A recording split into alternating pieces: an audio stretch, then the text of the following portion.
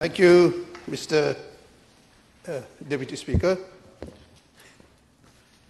Let me start by the Cabinet decision taken on the 31st of March 2017. Decision 6 of the Cabinet, which reads as follows. Cabinet has agreed to the introduction of the MIE Amendment Bill into the National Assembly. The main object of the bill is to upgrade, I use the word upgrade, the MIE into a degree awarding body in the context of the education reforms. The institution will continue to associate itself with external universities, that they are doing now with Brighton and South African universities, in the course of development, quality insurance, this is important, quality insurance, that was Cabinet decision, curriculum development, and research. This is what Cabinet decided. The key words are upgrade the MIE into a degree awarding body, quality assurance, curriculum development and research. But when we refer to the explanatory memorandum of the bill, what do we read? Just 2 lines. The main object of the bill is to upgrade the MIE into a degree awarding institution and to make provision for matters ancillary thereof. Already, Mr. Deputy Speaker, we found a fundamental difference between what Cabinet decided and approved and what this bill proposes. And this is of utmost importance as I will address this fundamental issue, which is quality assurance. Independent quality assurance, independent quality control, which unfortunately this bill is doing away with. Doing away with you. Listen, I have listened, been very, very kind enough to listen to you. Can you please listen to me? And you will have an opportunity to reply. So to start, let us see what we have available today with regard to degree awarding institutions. I am not going to talk about all the foreign universities who have a campus here, because their campus is here, but the degree are from external universities. So the quality control is there with regard to these universities. They give the course here, but the board, the Senate of whatever university, foreign university we have here, they are the one who awards the degree. So I'm not going to talk to them with regard to these universities. I am going to talk about what we have with regard to our universities in Mauritius, degree awarding institution now. We have today in Mauritius the University of Mauritius. The University of Mauritius, which was officially established in 1969, and in 1975 the University of Mauritius Act was passed. And it defined the object, powers, function, structure of the university. University of Mauritius today, the main provider of tertiary education. Its degrees and certificates are recognized, both in the region and worldwide. It is an institution of excellence and of regional eminence. Then we have the University of Technology, which was established in the year 2000. The main objectives of the University of Technology was to provide multi-level tertiary education and training to meet the needs of Mauritius with emphasis on sustainable development with regards to science and technology. However, when we look at the course offered today by the University of Technology, it is clear that it has deviated from its objectives. They are offering all sorts of courses today, other than specializing in science and technology. It is to be noted, the MMM will be consistent with itself, and this will be our stand today. We took that stand in 2000, we took the same stand in 2012, when the Open University was, the Act for the Open University was passed, the bill. We did the same stand, and together with the MSM, one honorable minister today, who was then a member of the opposition with the MMM, we took the same stand when the Université des Mascarins was founded. I will come to that. Now, it is to be noted when the bill of the establishment for the establishment of the UTM was debated in the House on the 23rd of March 2000, we in the MMM were not against its establishment, but we had strong reservation about its administrative structure and the political control, where the Board of Governors of the UTM is completely under the control of the minister. The board is chaired by the president appointed by the minister, and when one looks at the composition of the whole board, there is a complete ministerial control. We in the MMM at that time, 2000, we were against this lack of academic freedom. Unfortunately, and that's just the word unfortunately, we know what is happening at the university today. There has been and still is, there has been political interference in the running of the university, in its appointment and promotion of its staff. And today, we know what's happening at the University of UTM. There was strike last week. Teachers, academics are challenging promotion. There have been cases in court in the past regarding promotion, challenging the director's decision. So this is at the UTM, but unfortunately, like I said, this is what's happening. Then we have the Open University of Mauritius, established on the 12th March of 2012, and according to the Open University Act of Mauritius 2010, the Mauritius College of the Air, which was established in 1971, has integrated the Open University of Mauritius in July 2012. And the Open University provides different courses. Then we have the University of Mascarins, Université des Mascarins, founded in 2012, and is the fourth public university in Mauritius. It was established after a merger between l'Institut Supérieur de Technologie of Corlevier and Swami Dayanand Management of Pamplemousse. When the bill for the University of Technology was passed, the MSM was not in the House. So we don't know the stand the MSM would have taken when the bill was passed, establishing the University of Technology. But when the University des Mascarins was passed, the MSM did intervene, and its porte-parole then, today, Minister Honorable Dukan, did intervene. So then we have, other than these four universities, we have two institutions, not university, under the aegis of the Ministry of Education, who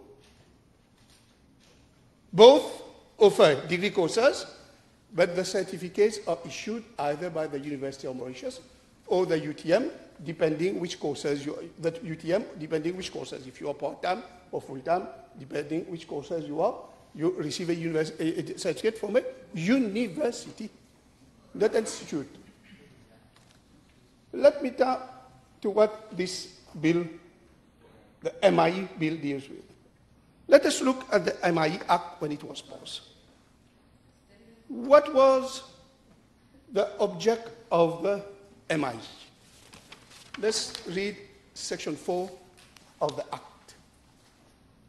The objects of the institute shall be to provide facilities for and to engage in educational research, curriculum development, and teacher education, and thereby to promote the advancement of learning and knowledge in the field of education, and in particular, to provide a teacher education responsive to the social, linguistic, administrative, scientific, agricultural, and technological needs of Mauritius, and to do all such things as are incidental or conducive to the attainment of these objects.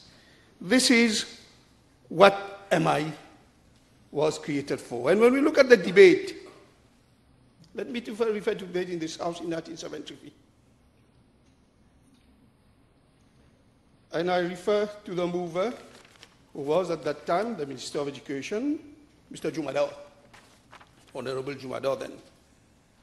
That is why, after careful study of the function of the institute, and after taking the advice of Mr. Dodds from the Overseas Development Administration and of UNESCO, it was found preferable to set up the institute not as a school of the university, but as a separate institution, a corporate body under the general supervision of the Ministry of Education, and working in close collaboration with the University of Mauritius.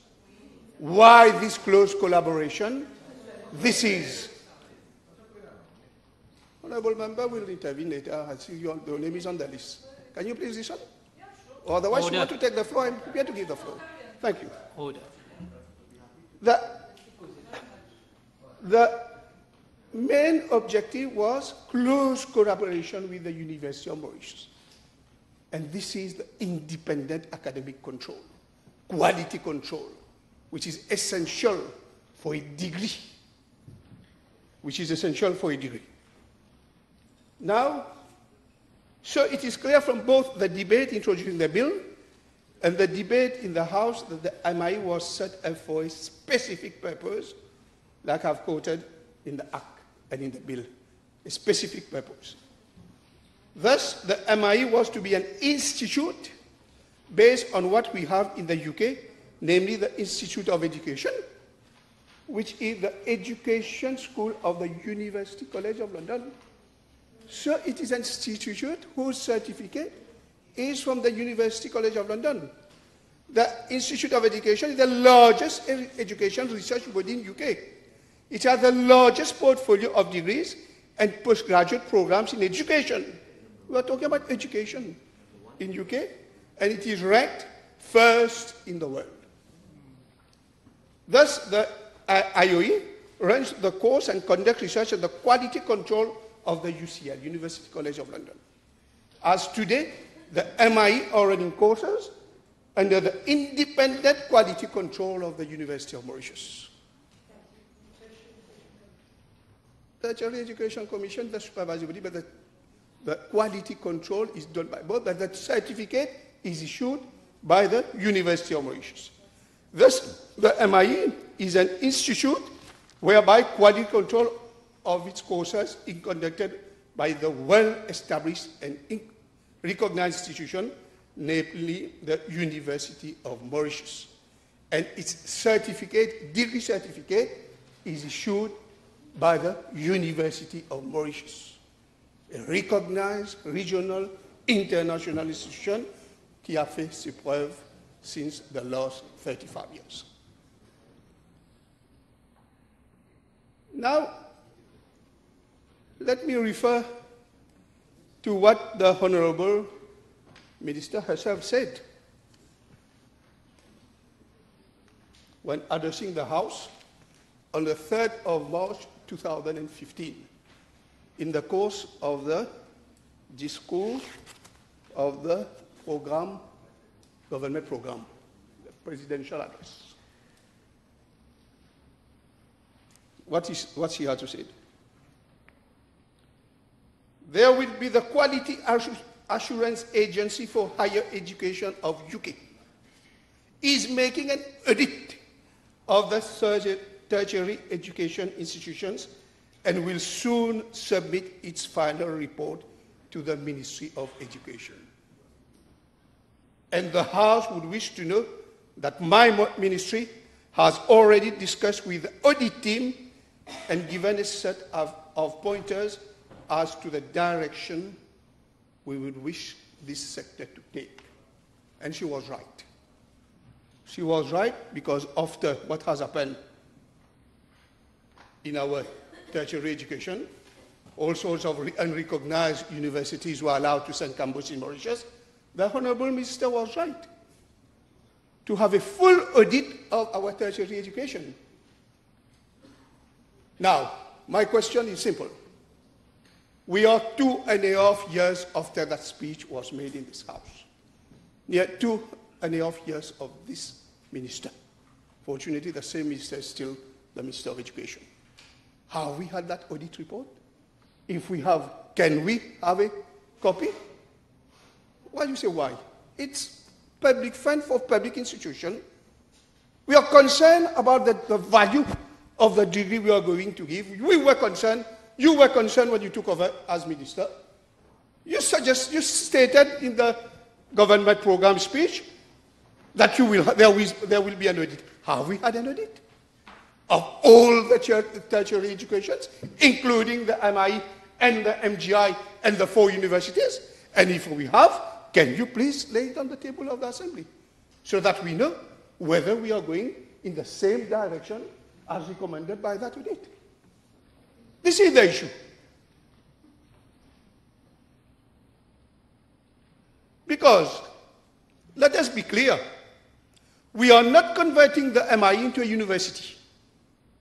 The MIE will remain an institute under the aegis of the Ministry of Education, as it is now. It will remain an institute, but now, with all the ancillary amendments announced, we are removing the University of Mauritius out completely. All the representatives of the University of Mauritius out.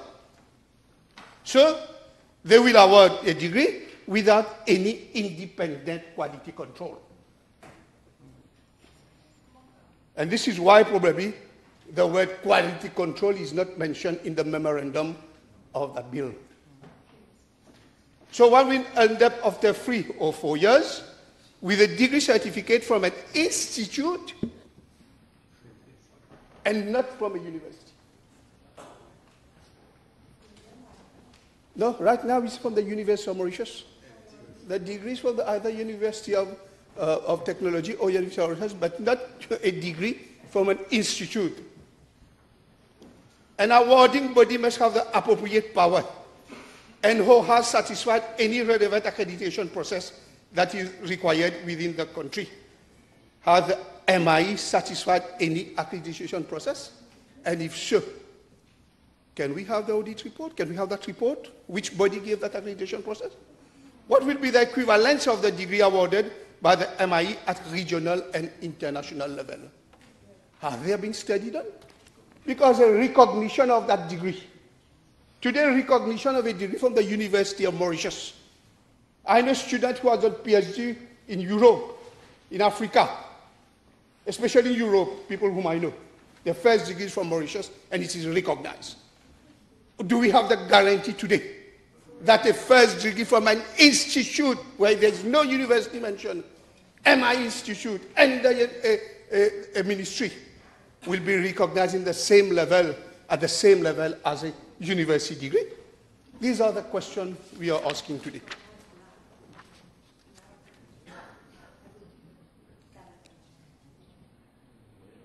Because, why I'm asking this question? It is not the first time that the issue of allowing the MIE to award degree on its own has come up. This issue has been canvassed since 1982. And each and every minister of education who has been appointed Minister of Education has refused that lobby because they know that it won't be in the interest of any degree holder for the future. I've spoken to at least 4 ex-ministers of education. Even the last Minister of Education, tertiary education, Honorable Veda, refused to give way, although he was allowing, I must say, West Minister to set campus, but he refused.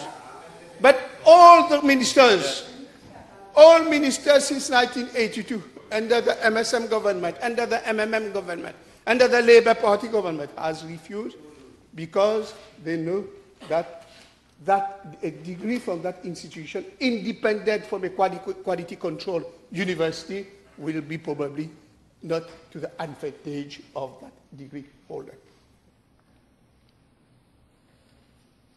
I have listened carefully to the Honourable Minister. I must say I'm not convinced. She has not put forward any compelling reasons as to why we have to change why we are coming to this bill. Just upgrading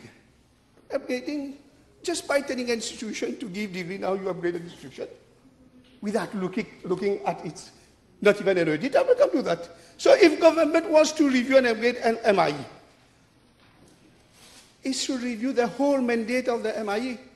It should have carried out a full audit of the institution since it was set up. To make a proper SWOT, SWOT analysis. If you have, let's have a copy of it. Lay it on the table, lay it on the table. Analysis to analyze its weakness, its strength, and to review its needs and required resources to perform at its best. Rather than taking such course of action, the bill makes a little tweaking, as it has done with the 9-year schooling, and we are promised another burden to that institution, which will have to shoulder the 9-year schooling project. Now, question are being asked as to whether the MIE is, in fact, providing a teaching education responsive to the social, economic, linguistic, administrative, scientific, agricultural, and technological needs of Mauritius. Let me take one example. Let's look at the last result of the CP, SE, and HSE. No, the teachers are from the MIE. They are trained. All the teachers who teach CPE, SE, and HSE are supposed to have been trained by the MIE. So one can compare the performance of what the teachers are giving, the performance of the education they're training, with the result. There must be a correlation between what is delivered in classroom and what we had at the end result. Let me take the CPE first. In 2012, CPE 83% pass. 2014, 83%. 2015, 83%. 2016, 81%, decreasing. And what is worse, so in 17 17099 candidats, 13,160 succeed in the exam, 720 they resat and they passed the exam, 3,212 students fail. That is the CPE for last year. Let us look for the SE. 75% in 2005, 78% in 2010, 72% in 2015, 72% in 2016, decreasing again. In the total of 15,532 who took the exam, 4,403 failed the SE exam. The HSE, 78% in 2005 and 75% in 2016. Out of 9,285 students who took the exam, 2,279 failed. But worse, when you go into detail, and this is where the question is being asked about our teachers. Let's say in English, when you look at the mention of credit, that is 1 to 6, 54% in 2012, 50% in 2016. So 50% of students who pass the SE exam fail, don't get a credit in English. In French, only 57% got a credit. One would have supposed that French is the most spoken language, and is here only 57%. So 43% of students who pass SE don't get a credit in French. And in maths, it is even worse. It was 55% in 2012, contre 48% in 2016. So more than 50% of students who pass the SE don't get a credit. So forget about this student who will join the civil servant. No credit in English, no credit in French, no credit in maths. Now let's look at the elite, those who get the A+. In English, only 373 students, that is 2% in 2012, compared to 200 in 2016, that is only 1% of the students who took the SE exam got an A+.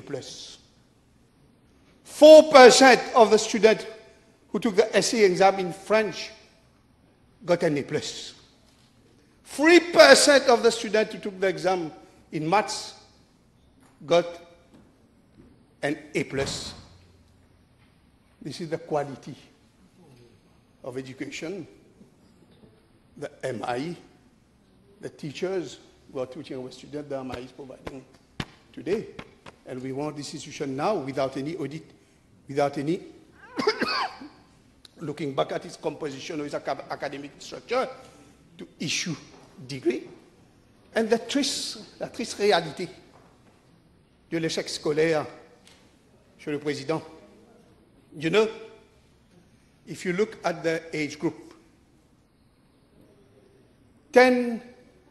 for each 10 children who take the standard 1 exam, only 8 will get a CP. Only 5 will get an SE, and only 2 will get an HSE. This is the reality. 10 who enter the standard for class 1, first. 8 will get a CP. 5 will get an SE, and 2 will get an HSE.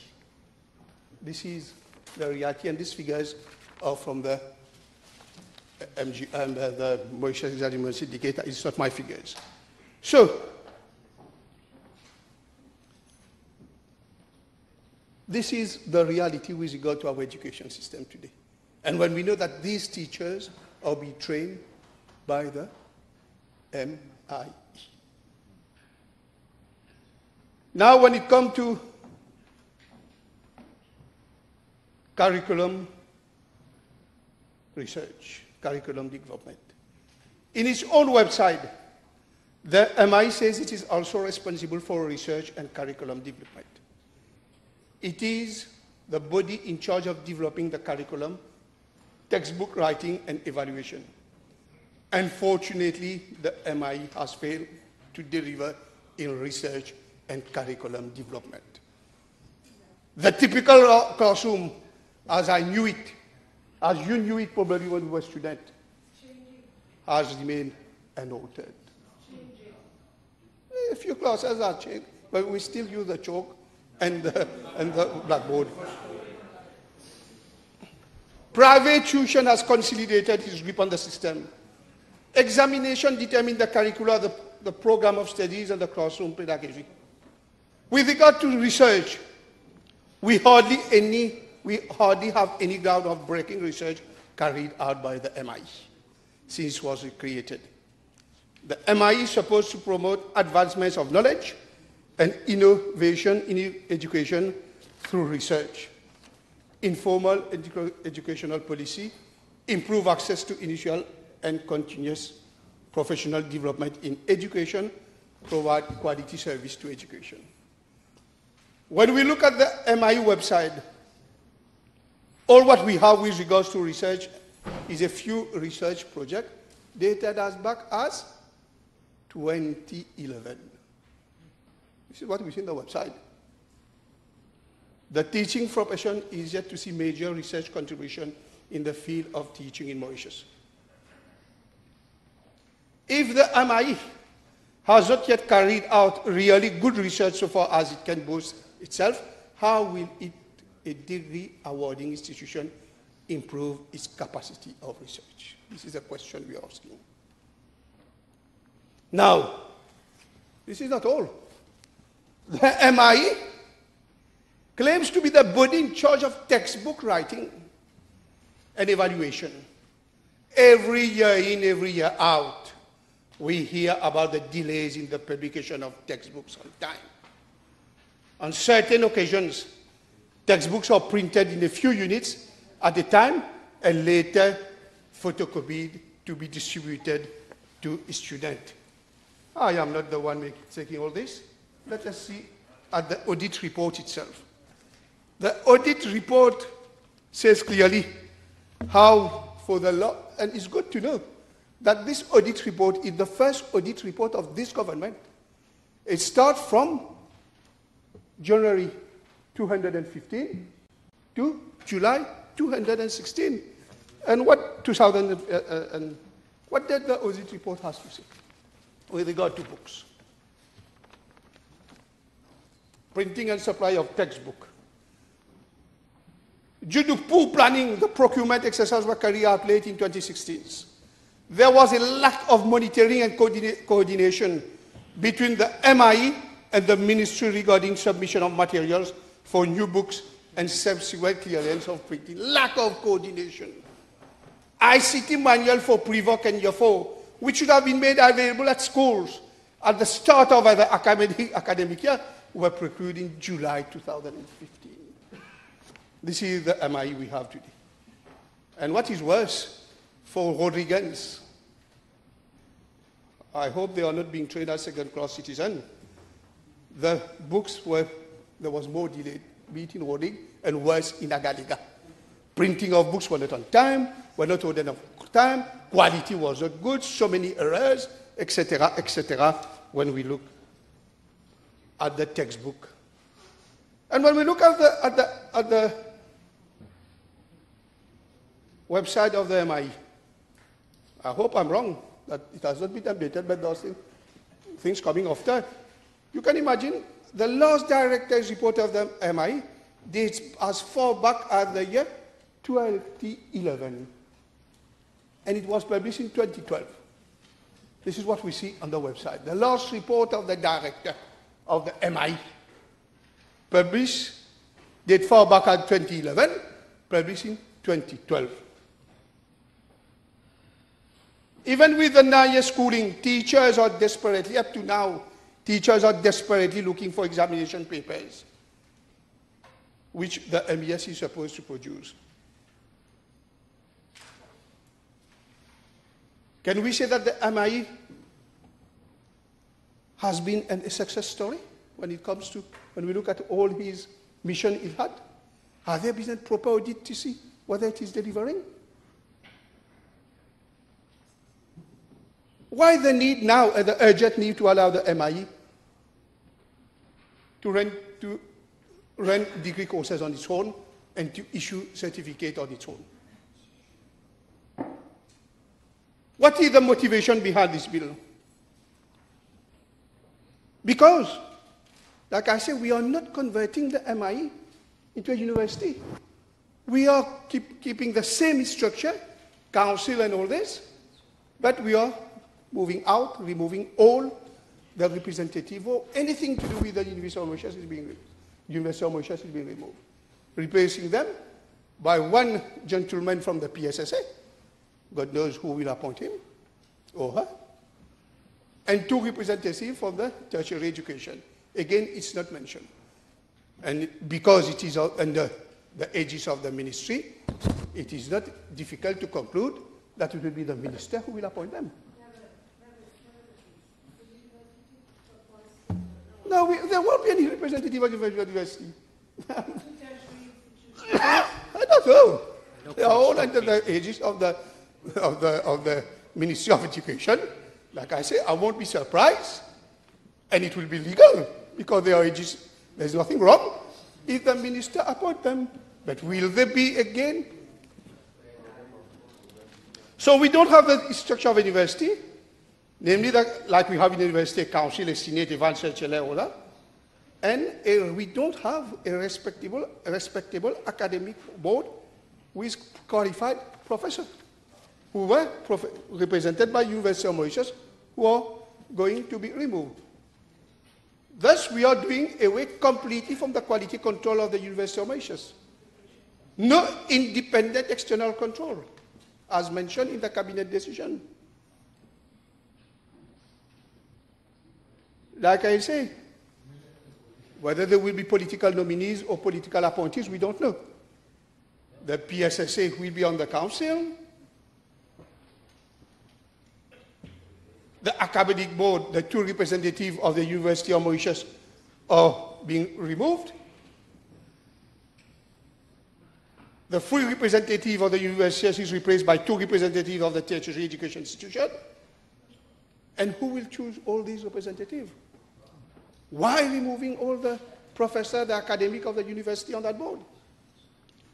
So when we look at the composition of the board, when we look at the amendment, ancillary amendment, that is called, which is in fact removal of any connection whatsoever with the University of Mauritius, replacing them by PSSA representative, and but this is what the bill says. Allow.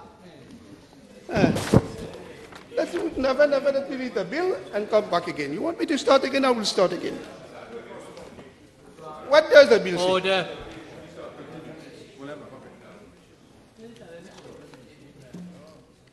In section 11, what does section 11 does? Section 11 says clearly, delete paragraph G. What does paragraph G do? It says 2. No, the act. Here's section 11. Delete paragraph 6 of the amendment bill. Deal with section 11. And by the way, let me come to section 4 of the bill, which deals with section 6. We are deleting section B1 in section 6 of the Act. What does section B1 say? To make recommendation to the University for Mauritius to the award and conferring of degree. So no recommendation to the University of Mauritius. To award diploma and certificate, etc. So we are removing this. The University of Mauritius will have no say whatsoever with the award of degree and diploma. And by the way, we should add, I think there should be an amendment to paragraph 4b. We should add the word to before award degrees, diplomas in the bill. We should add to in paragraph 4b of the bill, which amend paragraph 6. So here we are doing away with consultation with the University of Mauritius. And when we go further, we look at paragraph 6 of the bill, which deals with section 11 of the Principal Act. We are repealing paragraph 2. We are repeating subsection 2 on the academic board, which where the section 2 reads, section 2 of the Act reads, the academic board shall, in consultation with the University of Mauritius, through a subcommittee chaired by the director with equal representation by the university and the institute, be responsible for making recommendation to the University of Mauritius for the award of degrees. So we are removing each and every consultation or representation on the board of University of Mauritius. This is clear. So they will act on their own, award degree on their own, without any independent quality control.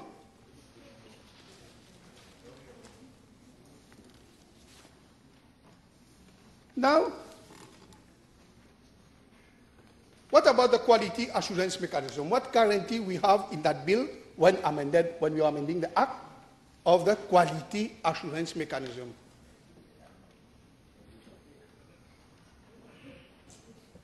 The more so that, like I've said many times, we are removing completely representative of University of Mauritius, consultation with the University of Mauritius, and we are not changing the composition of the academic board.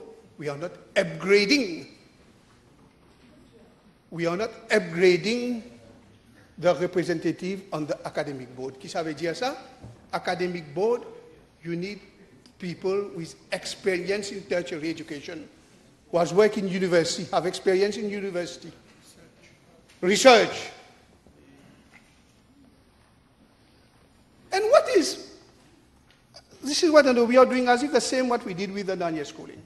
The non-year schooling was introduced under Kachimini in the finance bill. There was no debate in this house on the non-year schooling. It has been introduced this year. There has been no debate. And consultation by the ministers herself started in December when on adjournment day, I wanted to raise a problem of the non-year education, the introduction of the non-year schooling. She made a press conference, I think it was on the 15th or 16th of December, where she said, now I am going for consultation. La charrue devant le bœuf. This is what we are having exactly.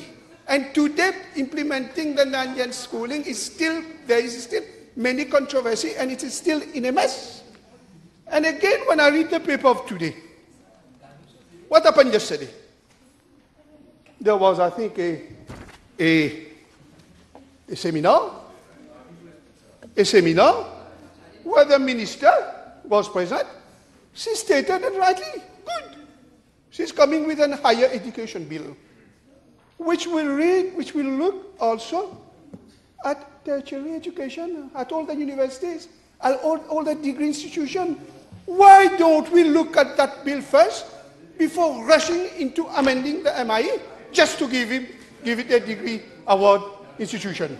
When we are coming with a higher education bill, we would have had an opportunity to have the audit report, to look at all the audit reports that have been in all our institutions, and to see whether the market demands that the MIE should be upgraded in the degree university institution.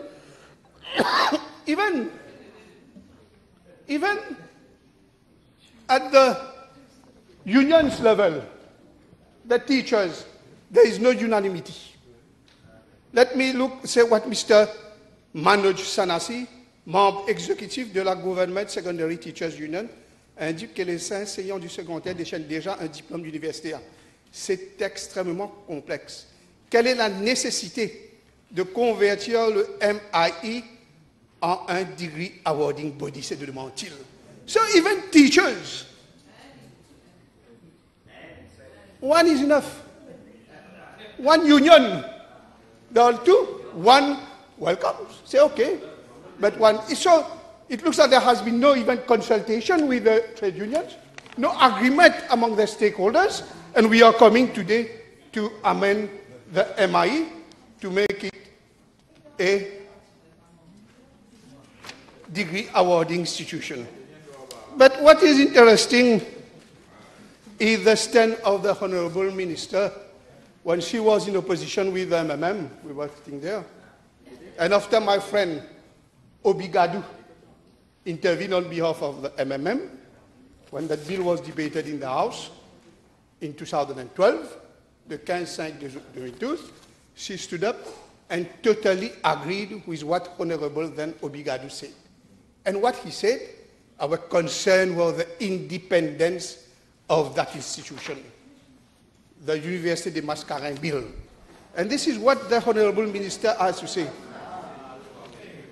Mr. Deputy Speaker, I quote, "Sir, there is no need to set up institutions just for the sake of setting up institutions. It is important for us to optimize resources. May it be financial resources or for that matter, human resources. It will be more appropriate to anchor or integrate this institution either to the UTM, as is already, or to the University of Mauritius." She was then against setting up other institutions, and we were setting a university. She was against setting up another institution, once according to her 3 years ago. 3 years ago. That was her stand. No need for further institution, no need for further university. And when what we are doing today, we are setting, making an institution become a university. Let me take this is what she had to say. Let me take the case of India. Let's take the case of the University of Delhi. We have been told earlier, I think by Honorable Dr. Benwari, that we have to ensure that students manage to get to universities. Then Honorable Minister mentioned that we are already working at full capacity at the UM, but the idea of affiliation doesn't mean that you have to move to Rétui or move to UTM. You can still remain at Camp-Levier, you can still remain at the MEI, and the institution can operate under the aegis of these universities. I will take the case of the University of Delhi in India. The University of Delhi has got more than 79 institutions affiliated to the University of Delhi. It is around 60 miles, etc. Mauritius has a population, says, 14 times less than Mauritius population. Still, they manage to work with all these different colleges and institutions under the aegis of the University of Delhi. So for her, there was no point, as in Delhi, you have many institutions which run university courses, but it is the University of Delhi, the supervising body, the quality controller, who gives the degree. And today, we are moving fast before any audit, and when we know, we are coming with a higher education bill, which will look at all the tertiary education. So my appeal to the Honorable Minister, there is no rush, there is no need, there will be no punishment caused to anybody. Those who are taking the courses at the MIE will still be granted their certificate by the University of Mauritius. We are not stopping anything.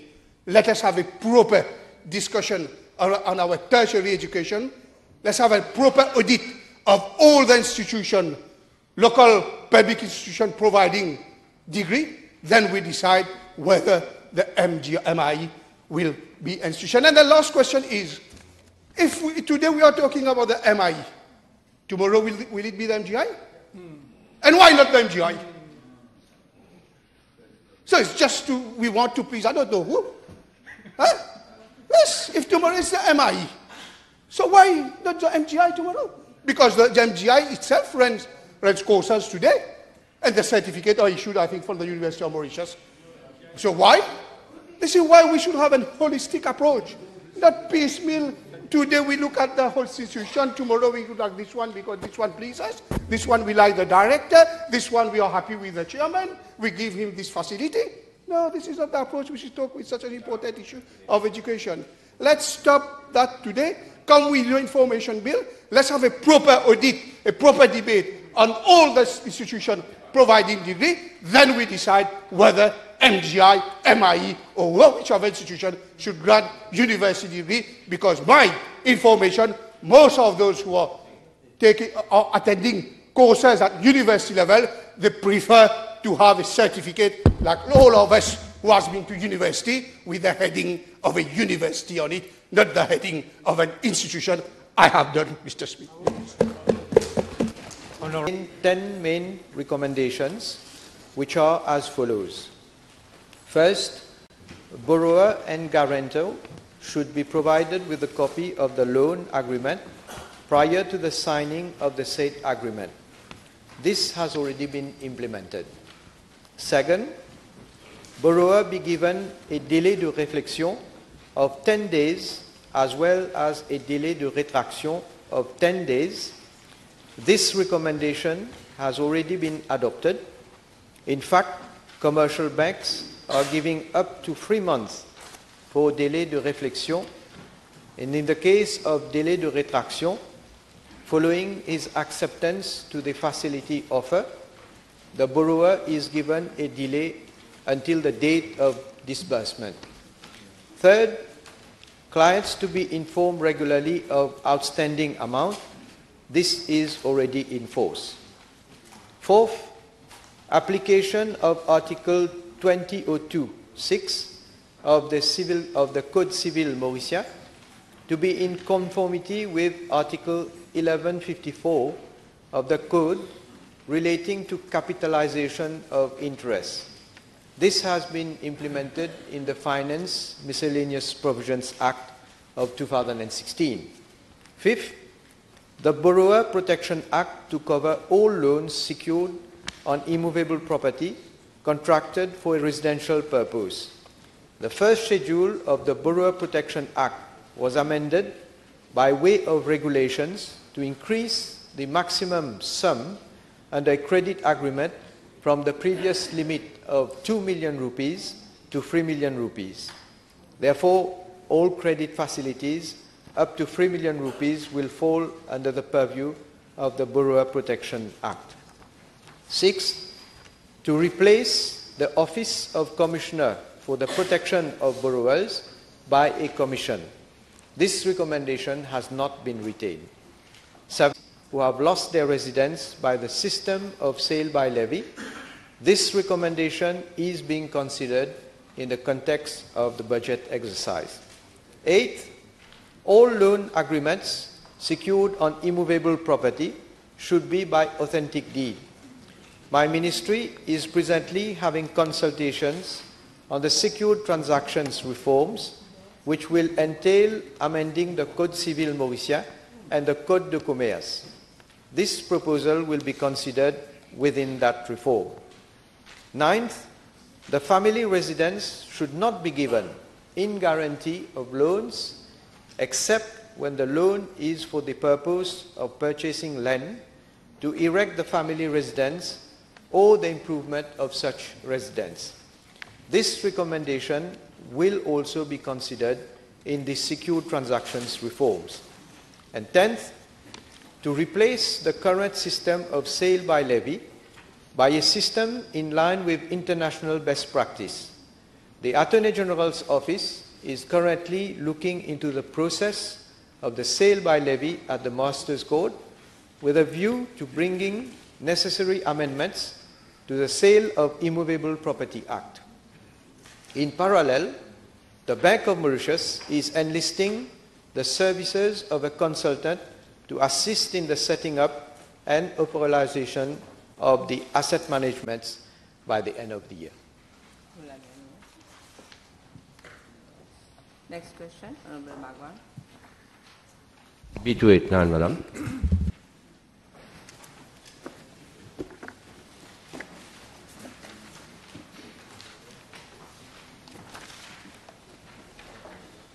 Madam Speaker, I am informed by the State Investment Corporation that Mrs. BV, acting as Managing Director of the corporation, draws a monthly basic salary of 123,895 rupees as Group Corporate Secretarial Manager and an acting allowance of 55,000 rupees.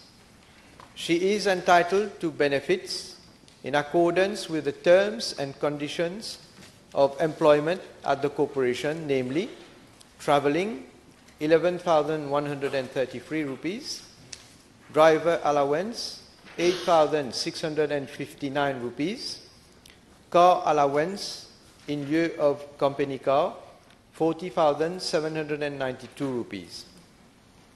I am also informed that Mrs. BV has attended only one overseas mission in June 2015 on behalf of Mauritius Duty-Free Paradise Company Limited, namely the Tax-Free World Association World Exhibition in Cape Town.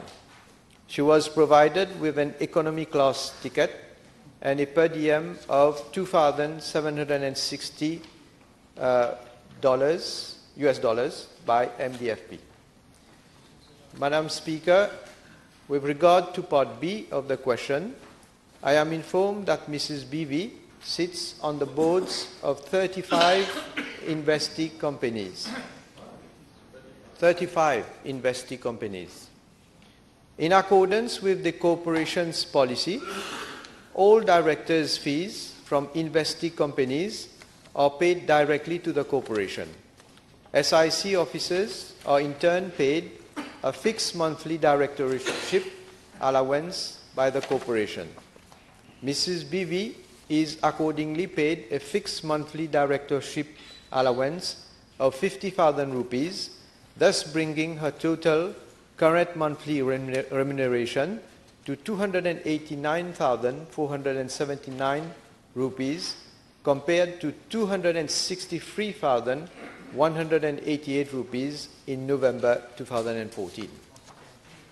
Yes, Honorable Bagwan. Yeah, thank you, Madam Speaker. I asked a question on the same person on the 40th 14 juin 2016.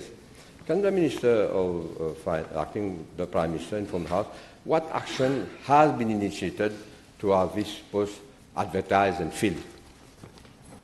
Well, I stated at that time that there was a study that was commissioned by Deloitte firm, and I understand that there is a draft pre-final report that has been submitted, and I understand that the final report will be handed over quite soon. So we are waiting for this report because it concerns the restructuring of the SIC.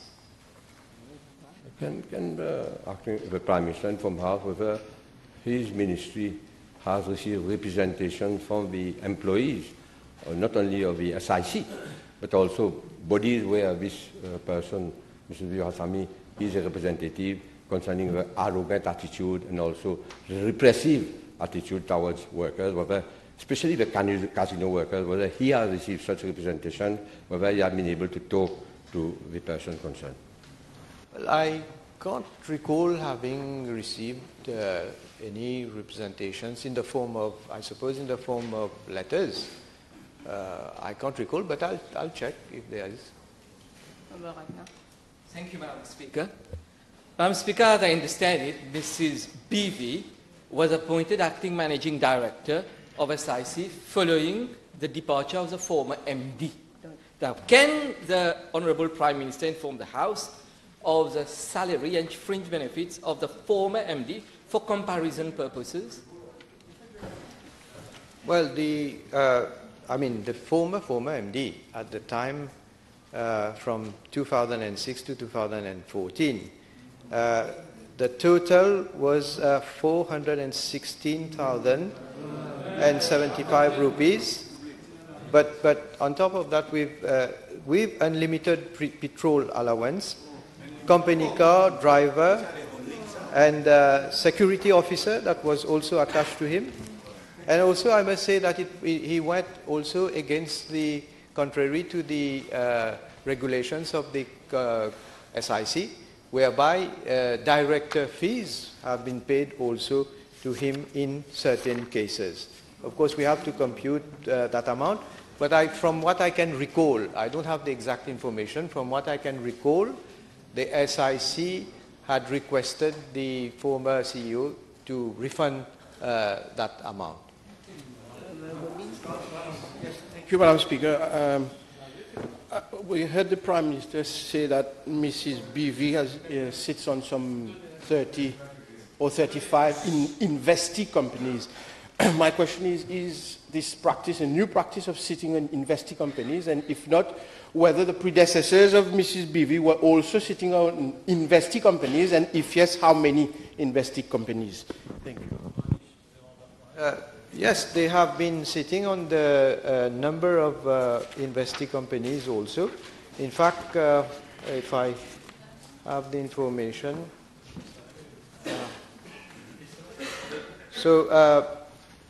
Mr.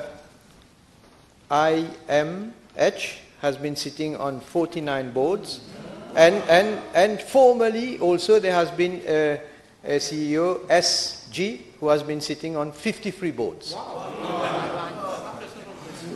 Can the Prime Minister, has his attention been drawn? Has the attention of the Prime Minister been drawn, and also Minister of Finance, that this person authorized the organization of Jeu des Cartes, a sort of tournament, at the casino of Grand Bay, whereby more than 1 million Indian rupees was seized and still there without being able to be exchanged in terms of other currencies, and this money is lying there, 1 million Indian rupees. Madam Speaker, I mean, the honourable member should come with a specific question, because this relates to the salary and fringe benefits of the Mrs. BB. Next Next question, Honorable Shakil Mohammed. B290, Madam.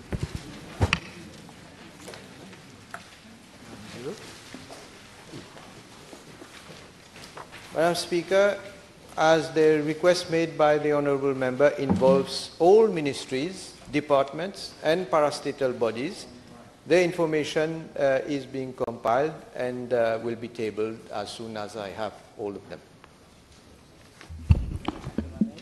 I thank the Honourable Prime Minister for compiling. Normally compiling is done for a lot of volume, but thank you very much. With regards to this particular issue, there is one company which I'd like to ask the Honourable Prime Minister a question about, and it falls within the ambit of the question itself, which is the SIT Property Development Limited, and the appointment of notaries for SIT PDL, which is a subsidiary of the Sugar Investment Trust, for Auréa Morcellement project at Côte d'Or Highlands. Is the Honourable Prime Minister aware that an evaluation committee was set up under the chairmanship of the chairman of the board itself, whereby the evaluation exercise was to be carried out for the choosing of notaries? 3 notaries were chosen, but in spite of the finalization of the choice of those 3 notaries, there was an emergency board that was once again called by the chairman. I'm asking a question. Is he aware? Let me put the question. Don't provide information. And there was then a new notary who was appointed, Wenda Sominaden, in going against the choice of the evaluation committee. Is he aware of that? Madam Speaker, the Honourable Member, let me say first of all, the question that I had received, I don't know where it went wrong. The question that I received was different from that one. But anyway, when I received the modified question, of course I had requested, can you imagine there are so many ministries with all the departments, there are maybe 100 parastatal bodies. I have requested them to furnish all this information with regard to notaries. And obviously, till today, in a short span of time, I am not able to get those information. But I will do so once I have them, and I will table them. Now, I will look into the specific question that is being asked by the Honourable Member. Yes. Yes, Honourable Shakil Mohammed. Priorities.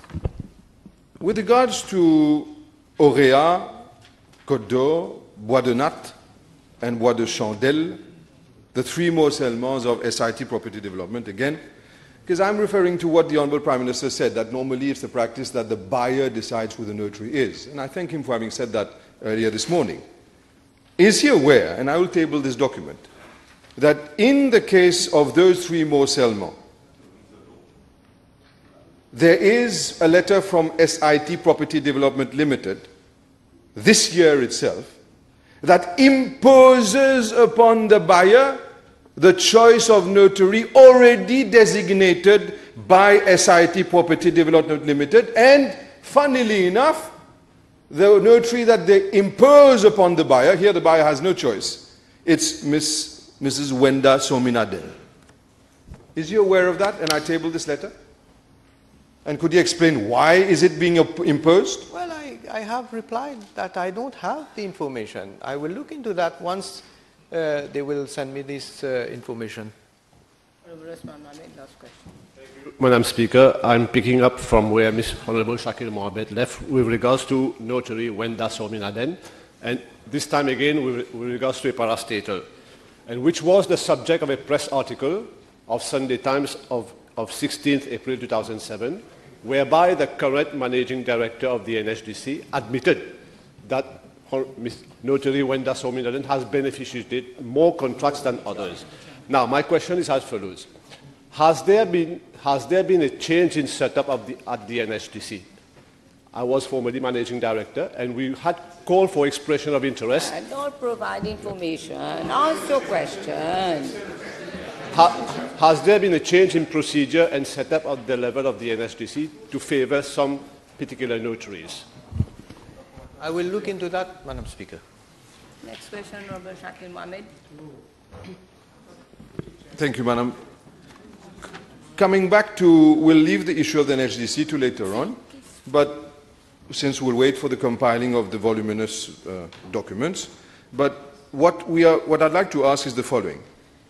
With regards to Auréal Mont-Saint-Maur project, Côte d'Or, Highlands again. Order. Please. Madam Speaker.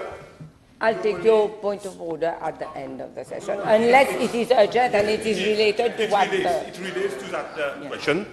Madam Speaker, so far as I understand, and I'm under your correction, supplementaries should relate to the main answer. And in the light of the answer given by the Honourable Prime Minister, we are now asking questions, and I think that it is not in order. And since the Honourable Prime Minister stated that informations are being compiled, there should not be any other. And I did not want to give the impression that I am just preventing supplementaries, but it should relate to the main question, and the Honourable Prime Minister stated that these are being compiled. Please sit down. Honourable Hussain, it seems that you are giving me a lesson, and I won't accept that. I am sorry, I won't accept that. I know what I have to do, and I don't want you to draw my attention. I've several times said that supplementary questions, the content of which should come from the main question. I know that, and I have the right to choose which question to accept and which one not to accept. Next question, Honourable Shakil Mohammed. Next question. I hadn't finished that last question, Madam Speaker. No. I said next question, B291, I believe. Oh, fair enough. So B291. Fair enough.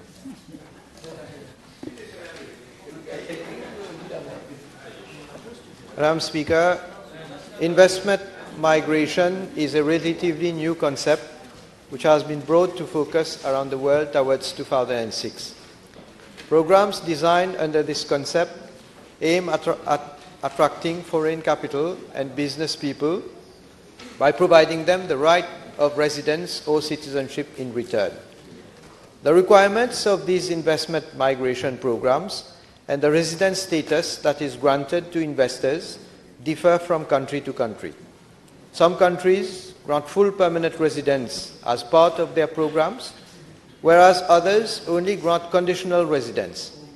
However, most of the investment migration programs are structured in such a way as to ensure that the investors contribute to the welfare, advancement, and economic development of the country in which they wish to reside or obtain citizenship. During the past years, as governments around the world have introduced different investment migration programs, interest among potential high net worth migrants has increased significantly. Growing private wealth in emerging economies has fueled demand for residence rights and citizenship abroad. Motivations range from the desire to secure a faster or easier route to settlement abroad, gain greater access to visa-free travel, or to establish residence in a low-tax jurisdiction, amongst others. Madam Speaker, the following schemes have been introduced in Mauritius over the years to attract foreign investors and professionals. In 2002, the grant of residence permits to non-citizens under the Integrated Resort Scheme. In 2006, the grant of occupation permit to foreign investors and self-employed non-citizens.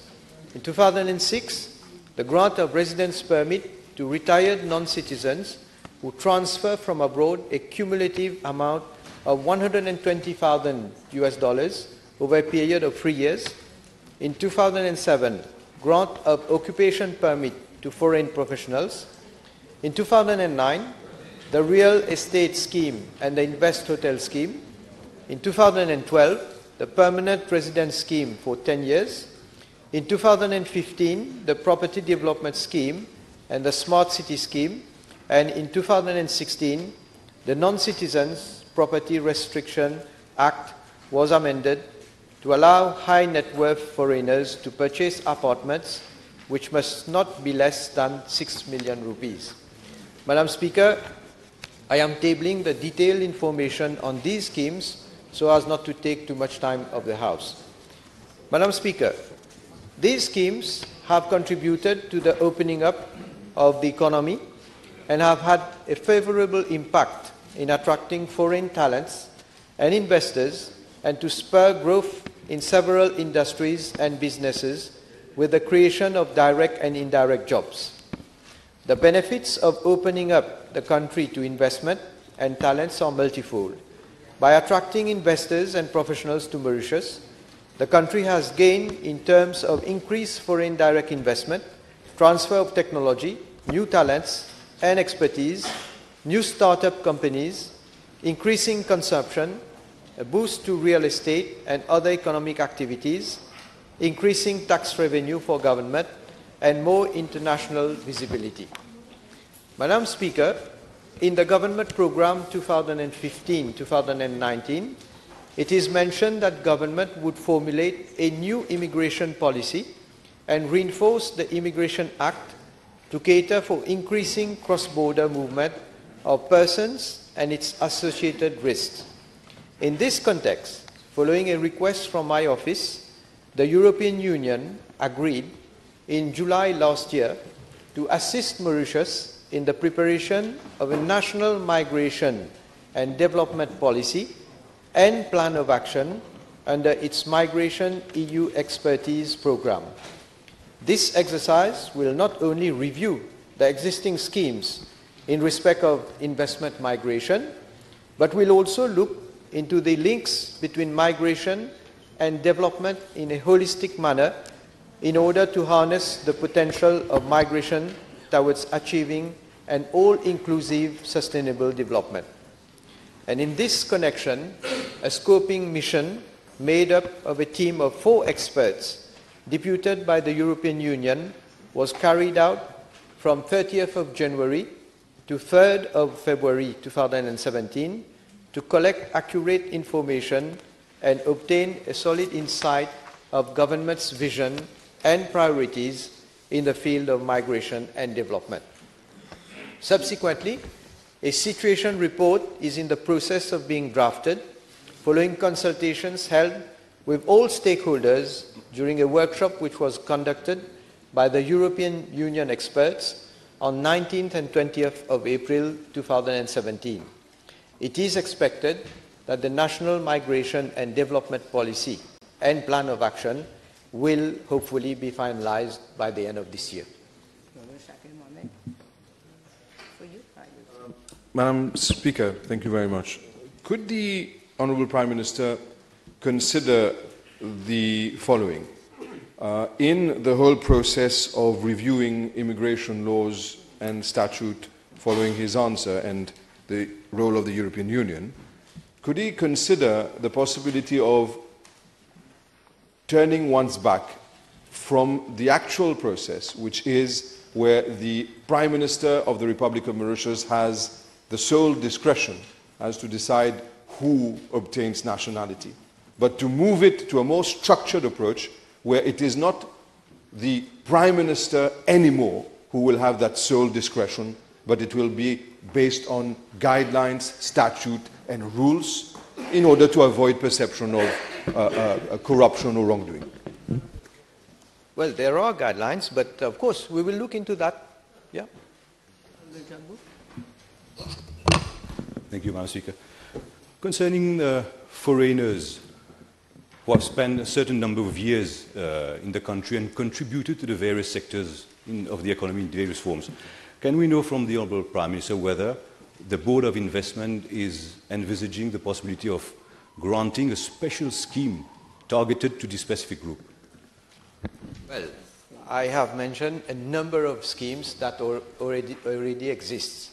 Now, as I say, the European Union is carrying out this study for us and will make recommendations. Now, if need be, probably what I see is probably we will have to streamline the number of schemes that we have for foreigners and make it more simple and also reduce the number probably. But this is my own opinion.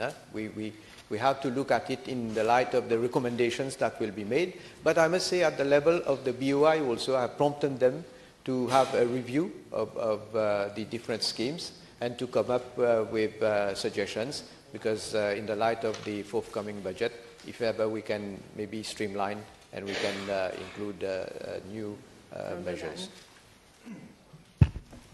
Madam Speaker, this question in fact deals with the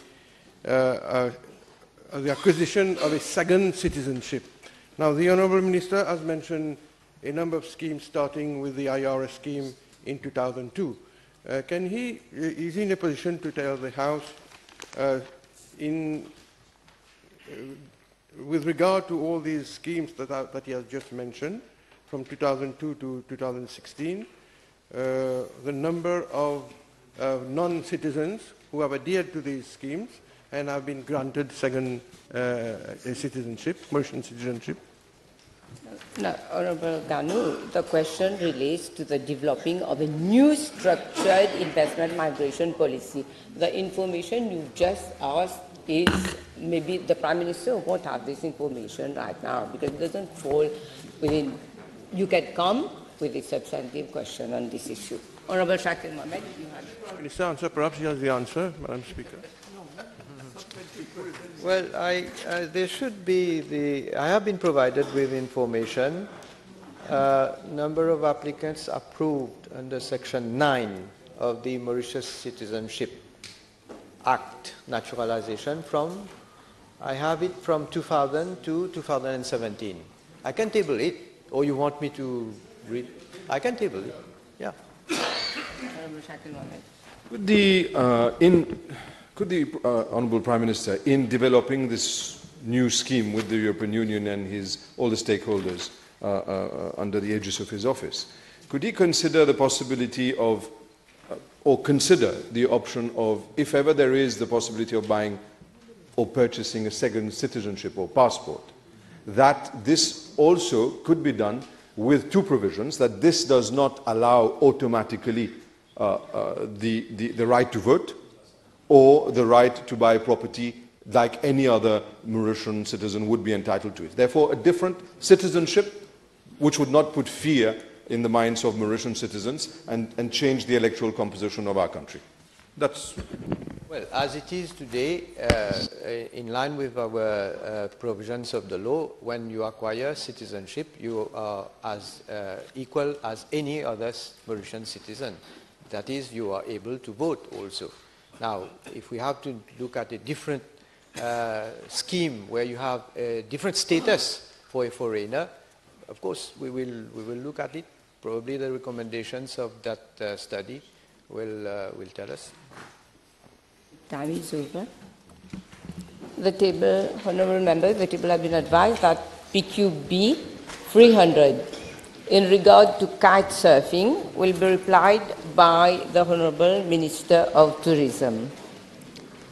PQB 304 in regard to the importation of live cattle, beef, goats and sheep will be replied by the Honourable Minister of Agro-Industry and Food Security. PQB 332 in regard to the Social Register of Mauritius will be replied by the Honourable Minister of Social Integration and Economic Empowerment.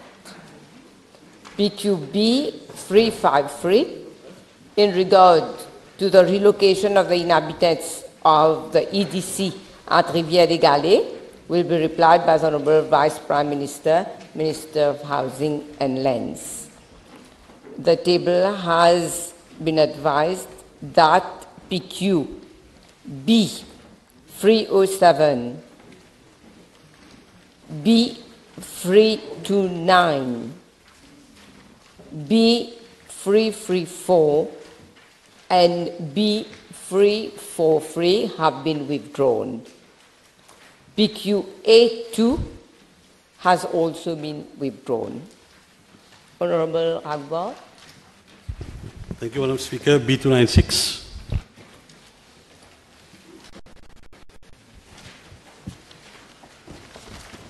Madam Speaker, I wish to inform the House that the Ministry has not received any representation from the inhabitants of Vale in relation to the relocation of the Vale community, the CHC, to new premises.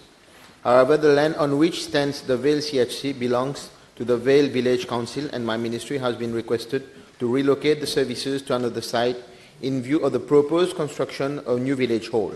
An exercise is presently being carried out by my ministry for the rental of a new building to relocate the CHC.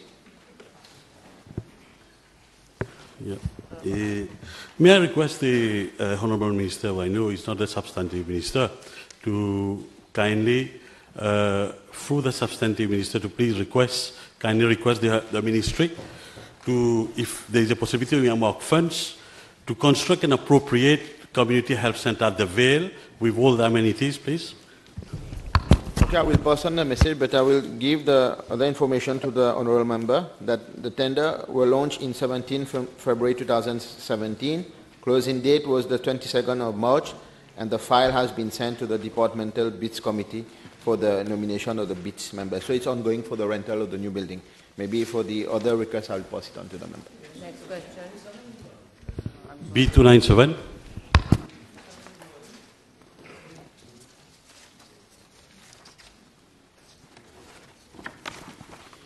Madam Speaker, I wish to inform the House that the Ministry of Health and Quality of Life is really concerned about the problem of synthetic drugs and is sparing no effort to fight this scourge which is threatening the health and well-being of our citizens, particularly our youth. Prevention remains one of the pillars in the fight against substance abuse, and the collaboration of all stakeholders is of utmost importance to succeed in such endeavour. The Ministry of Health and Quality of Life is actively involved in an extensive drug prevention campaign on three major fronts targeting, namely, the students, youth in general, the community at large, and at workplace. I'm informed that since 2016, several initiatives have been taken by the Ministry of Health in collaboration with local authorities on the issue of drug prevention, including synthetic drugs. Namely, the District Council of Rivière-du-Rempart has organized stakeholders consultative meetings, following which a series of prevention activities has been finalized for implementation as from April 2017. A sensitization of employees of the District Council of Rivière-du-Rempart, advocacy sessions with village councillors of Rivière-du-Rempart. The Ministry of Health and Quality of Life has conducted advocacy sessions with councillors of District Council of Mocha in 2016, as well as with the District Councillors of Savane in 2017, in view of seeking their collaboration to facilitate implementation of prevention programs at village levels. Following this, several awareness sessions have been conducted in community centres of the region of Savane. In collaboration with the municipalities of Beaubassin-Rosil, Port-Louis and Quatre-Bonnes has also been sought for implementation of prevention activities regarding substance abuse. Awareness session for the employees of Municipal Council of Port-Louis will start in early May 2017. The Ministry of Youth and Sports, in collaboration with the Ministry of Health and Quality of Life and other stakeholders, embarked as from October 2016 on the innovative project Caravane de l'Espoir to sensitize the youth through plays and sketch on the harmful effects of drugs use and drug addiction. The Caravane de l'Espoir was launched in Port-Louis North and was extended to other regions such as Saint-Catherine, Saint-Pierre, and Rosil. The program is ongoing and will be carried out in different parts of the country to create awareness on the drug problem. Madam Speaker, the Honourable Minister mentioned activities organized by the Rivière-du-Rempart District Council. May I once again request the Honourable Minister, through the substantive minister, to look into the reason as to why a representative of the harm reduction unit of the ministry was not present during the last 6 consecutive meetings that were held on this issue of synthetic drugs at the Council of Rivière-du-Rempart. Thank you. Okay, I will look into the matter and pass on the message.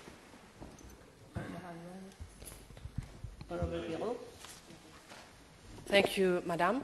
I would like to ask the Minister whether there is research being done at the level of the Ministry of Health to find out about the composition of synthetic drugs. I guess lots of research has been done, is being carried out, and you know that synthetic drugs, they are reinventing every day. what they are using, what they are not using. But now we are doing the sensitization campaign is working very well, so that we can discourage the youth, especially, not to go into that kind of drugs. Thank you, Madam Speaker. The question is about the fight against illicit consumption of synthetic drugs. I know the minister is not the substantive minister, but is he aware, or can he pass on the message to the substantive minister about whether any survey has been carried out to know the extent, the number of consumers of those synthetic drugs through the use of school, NGOs and hospitals, just so that we have une idée de l'étendue du dégât surtout parmi les jeunes.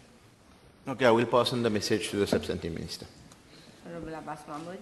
Yes, thank you, Madam. Since the victim of the synthetic drug is of very young age, has the ministry worked on a rehabilitation program? Actually, the question is not what we want to do is to prevent. This is why we invented the Caravan de l'Espoir, and it started in your constituency. Unfortunately, you were not present. And you were invited because the Deputy Lord Mayor, who is a member of your party, came to replace. And this is where we started with the Caravan de l'Espoir to give the information through sketch how harmful this drug can be. And can be, sometimes we've seen youth losing their life as well. So we are working towards that so that we can really prevent the youth going towards this kind of drugs. Madam Speaker, could the Honourable Minister, once again, I realize he's not the substantive minister, but could he consider going along the same line, since government clearly has retracted from their disastrous policy under the former Minister of Health of stopping methadone and of shutting down Natreza? Could he also could look into the possibility, or at least inform the substantive minister, of the need to forge forward and really leave the disastrous measures of the former minister and the government by reopening something which is better than Natreza and ensuring that there is no increase in illicit drug consumption in Mauritius because of the disastrous policy of this government when it comes to drugs consumption? Actually, this government is really having a big fight against drugs, and whatever needs to be done to stop this drug problem in Mauritius will be done by this government.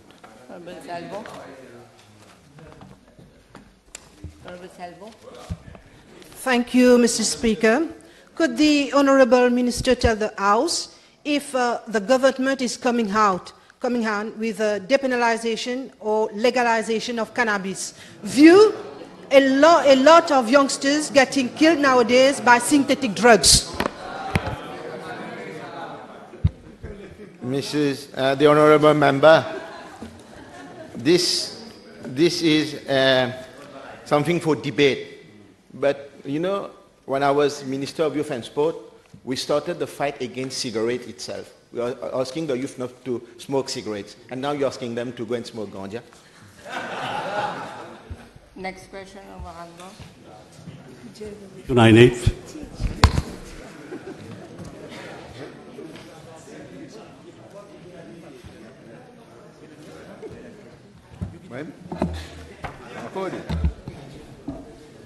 Madam Speaker, I wish to inform the House that on the 22nd of October 2016, the Ministry of Housing and Lands vested a portion of state land of the extent of 952 meters square in my ministry for the construction of new community health center.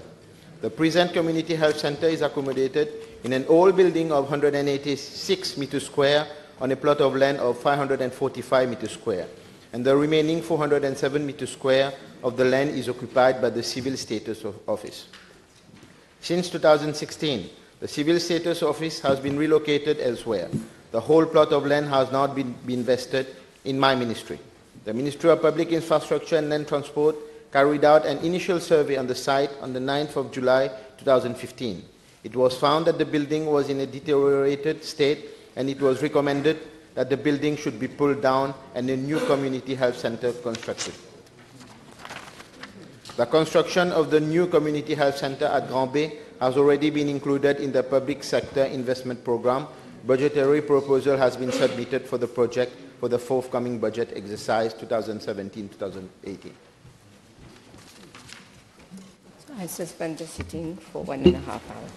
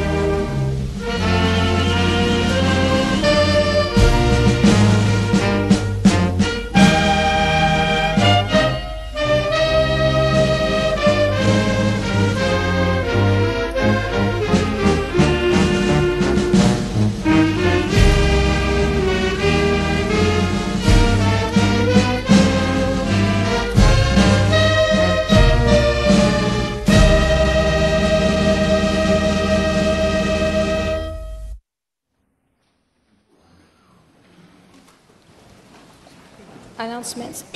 None. Papers have been laid. Questions?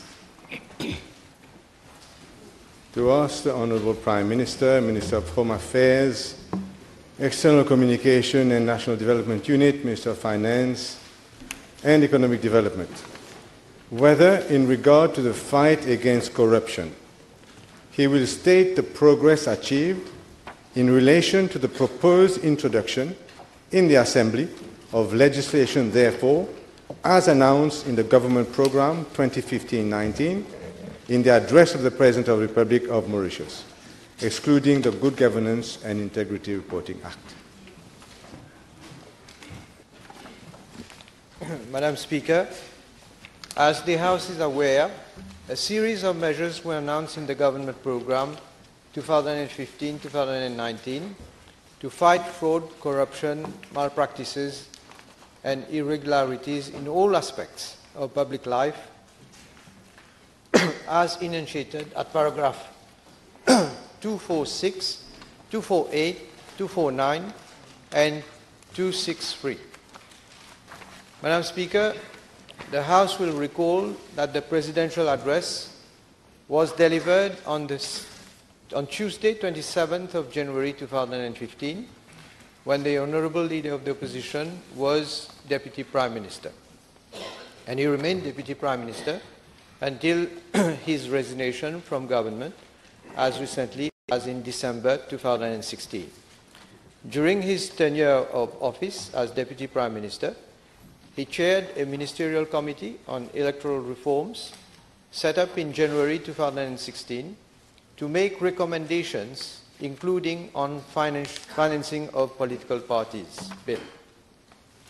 Madam Speaker, the Ministerial Committee was set up in January 2016 to examine the different aspects of our electoral system and make appropriate recommendations for reform, including anti-defection measures, the widening of the powers of the Electoral Supervisory Commission, and the financing of political parties. Madam Speaker, Government has pledged to introduce an anti-defection legislation, and as a matter of fact, this issue has been included in the terms of reference of the Ministerial Committee, which has been set up to make recommendations on electoral reform. As the House is also aware, following the resignation of the former chairperson, the Ministerial Committee has been reconstituted with the Minister Mentor as chairperson. For this reason, the work of the committee has been delayed, and I'm informed that the committee will address all the issues I mentioned earlier. Madam Speaker, I would like to point out, however, that anti-defection measures may give rise to complex issues.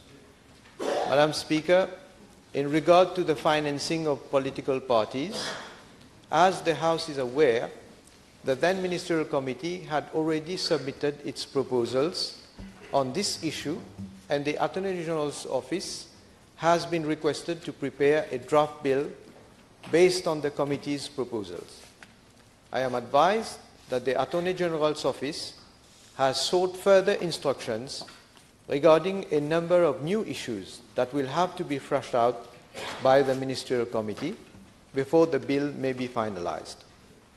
The issues relate to the following, amongst others: the extent and scope of the new powers to be vested in the Electoral Supervisory Commission, the transparency and disclosure rules that will apply, the mechanism of the control of parties' campaign expenditure, the sanctions and penalties to be imposed, the limits set and the mode of making anonymous donations, and whether certain provisions of the Prevention of Corruption Act and Financial Intelligence and Money Laundering Act should be amended. Madam Speaker, the bill on the financing of political parties will be finalized once these issues are cleared. Madam Speaker, in regard to the commitment of the government to come up with a new Declaration of Assets Act, in reply to PQB 1028 on 29th of November 2016, the House was informed by the former Prime Minister that a Ministerial Committee was examining the different aspects of a new regime for the Declaration of Assets. I am informed that the Ministerial Committee is left with only a few issues to be fleshed out before finalizing its report. I wish to reassure the House that Government will fulfill its commitment and introduce the bill as soon as it is ready. Madam Speaker, I am further informed that the ICAC has developed a draft code of conduct for members of the National Assembly, including ministers. The draft code is intended to provide strict guidelines for the conduct of members of the National Assembly as well as public officials. In parallel, in line with paragraph 24A of the Government Programme 2015-2019, the Ministry of Civil Service and Administrative Reforms has also developed a draft code of conduct for ministers. I understand that amongst its many provisions, this draft code includes the issue of acceptance of free travel. The ICAC has set up a working committee to examine the provisions of the two draft codes with a view to determining whether they should be harmonized or merged. The working committee comprises representatives from my office, the Solicitor General's Office, the Ministry of Civil Service and Administrative Reforms, and the National Assembly, and ICAC. And I am also informed that the Prevention of Corruption Act, which was enacted in April 2007 and which has been in existence for now nearly 15 years, is being reviewed.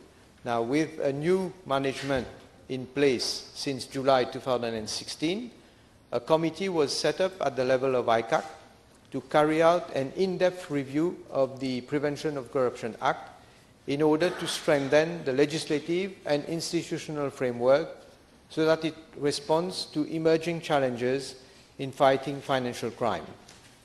A first draft is being finalized and will be submitted to the Parliamentary Committee for its consideration in the near future.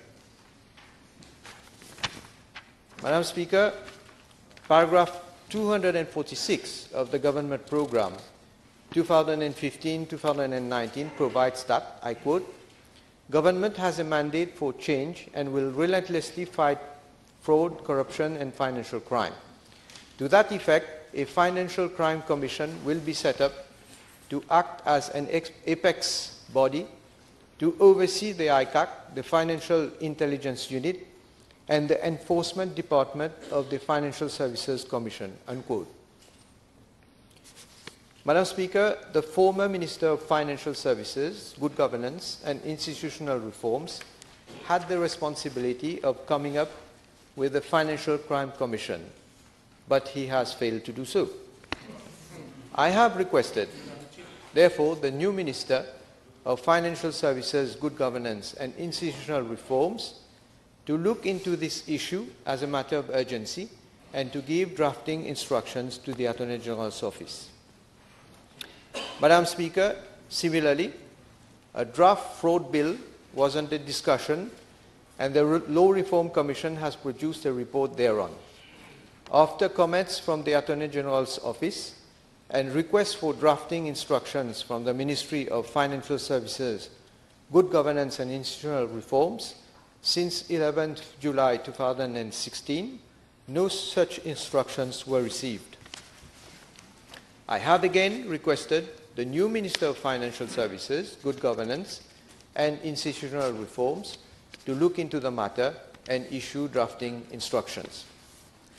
Madam Speaker, as announced in the Government Programme 2015-2019, the process of tendering, procurement and contract allocation and management is continuously being reviewed to ensure greater transparency and prevent corrupt practices in the allocation of contracts in the public sector, the recent one being the need to require the approval of the CPB with respect to variation of major contracts. Furthermore, a new process for e-procurement system has been introduced to reduce human interaction in the tendering procedures and prevent potential for fraud and corruption. In addition, a code of conduct on procurement for public officials was issued jointly by ICAC and the PPO to clarify the role and responsibilities of public officers in carrying out procurement activities. At the level of the Mauritius Revenue Authority, the following measures have been taken to prevent any corrupt practices at the level of customs, VAT and income tax. 1. Electronic filing and electronic payment of bill of entry, VAT and income tax returns. 2. Examination of goods at the level of MRA customs is being carried out under CCTV cameras. 3. Hotline electronic platform to report complaints and corrupt practices. 4. An internal affairs division has been set up within the MRA to conduct inquiry into alleged cases of malpractices by officers of MRA. At the international level, Mauritius has joined the OECD-based erosion and profit shifting inclusive framework in November 2016 and has committed to meet the international standards to combat international tax evasion and thereby preventing fraud and malpractices by international operators. In our relentless fight against drugs and drug trafficking, which often give rise to corruption, we have adopted a zero-tolerance policy. The House is fully aware of the recent detection and seizures of great quantities of drugs. Such results are only the harbinger of still greater surveillance and proactive exchange of intelligence and further results to come. Madam Speaker, Rome was not built in one day. We mean business, and vital and sensitive legislation and related measures to fight corruption cannot materialize overnight, as we need at all times to guard against unintended consequences. Due care and caution are therefore required to ensure that there is no loophole in the legislation and in the measures to be implemented.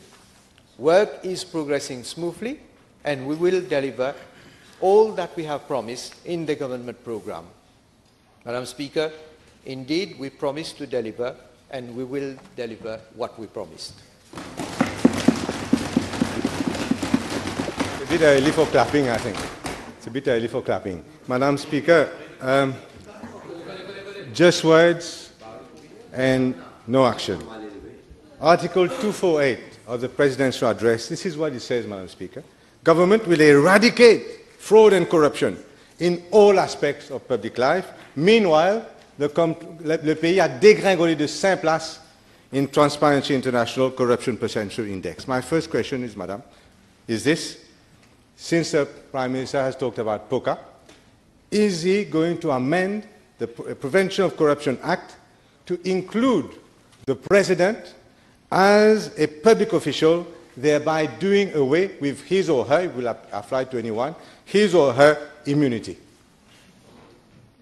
Madam Speaker, I have just mentioned in my reply that there is a committee at the level of ICAC which is looking at all the aspects of the legislation, and that will be making proposals with regard to the review of the Prevention of Corruption Act. Let us wait for those recommendations. Government, of course, will look into those recommendations, and whatever needs to be added on top of that, we will look into that. I would like the Honourable Prime Minister to consider seriously including the President in that definition of a public official. Now, Madam Speaker, with regard to traffic d'influence, I would like to ask the Honourable Prime Minister whether he will include MPs that may be bought to cross the floor and join the government in return for a ministerial post or PPS, etc. Will he include that under POCA as well, Prevention of Corruption Act, so that ICAC can investigate and even make it retroactive? Why not? Madam Speaker,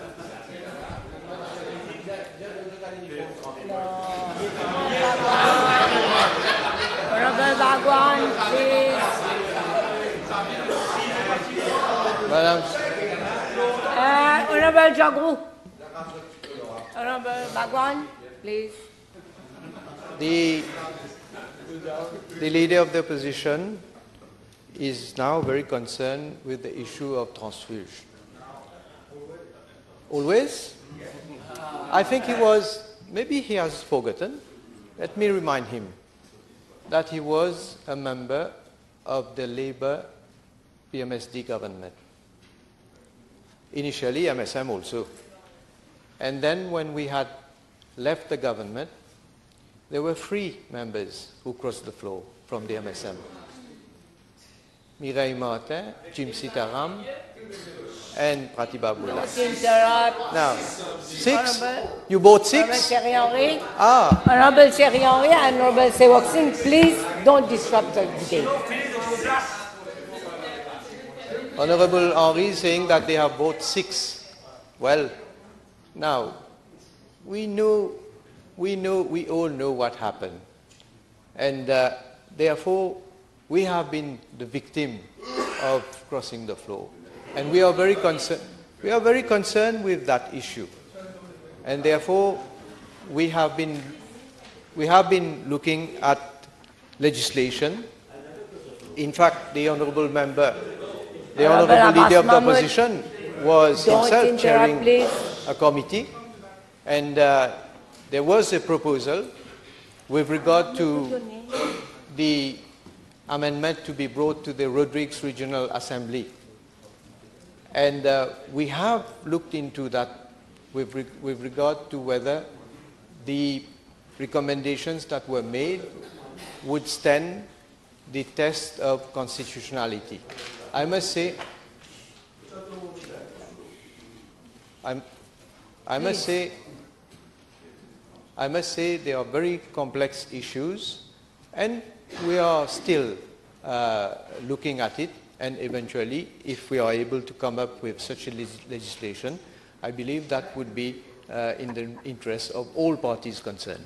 Madam Speaker, the Honourable Prime Minister may not be aware that the law on road rigs was approved by SLO, State Law Office, and sent to Cabinet, and it was removed at the request of the then Prime Minister from the final bill. Madam Speaker, I would like to say that in the last electoral manifesto, l'Alliance Step Up came up very strongly. Une loi anti-transfuse. So no use coming back to the previous government. What the previous government is of no concern to the thousands, hundreds of thousands of people who have voted for this government and who are listening to the television now. Une loi anti-transfuse was in the electoral program, Madam Speaker, and this is why the people of Mauritius want to know why that is not being done. Firstly, in terms of anti-defection bill. Secondly, in terms of including under POCA, where surely there cannot be any constitutional issues. With regard to the first issue that has been mentioned by the Honourable Leader of the Opposition, I have said, true it is that recommendations have been made when he was chairing that committee. But let me correct him that after, yes, I will correct you. You listen. After the matter has been looked at by the State Law Office, there were a number of legal issues that had arisen and that were sent back to the committee for us to review.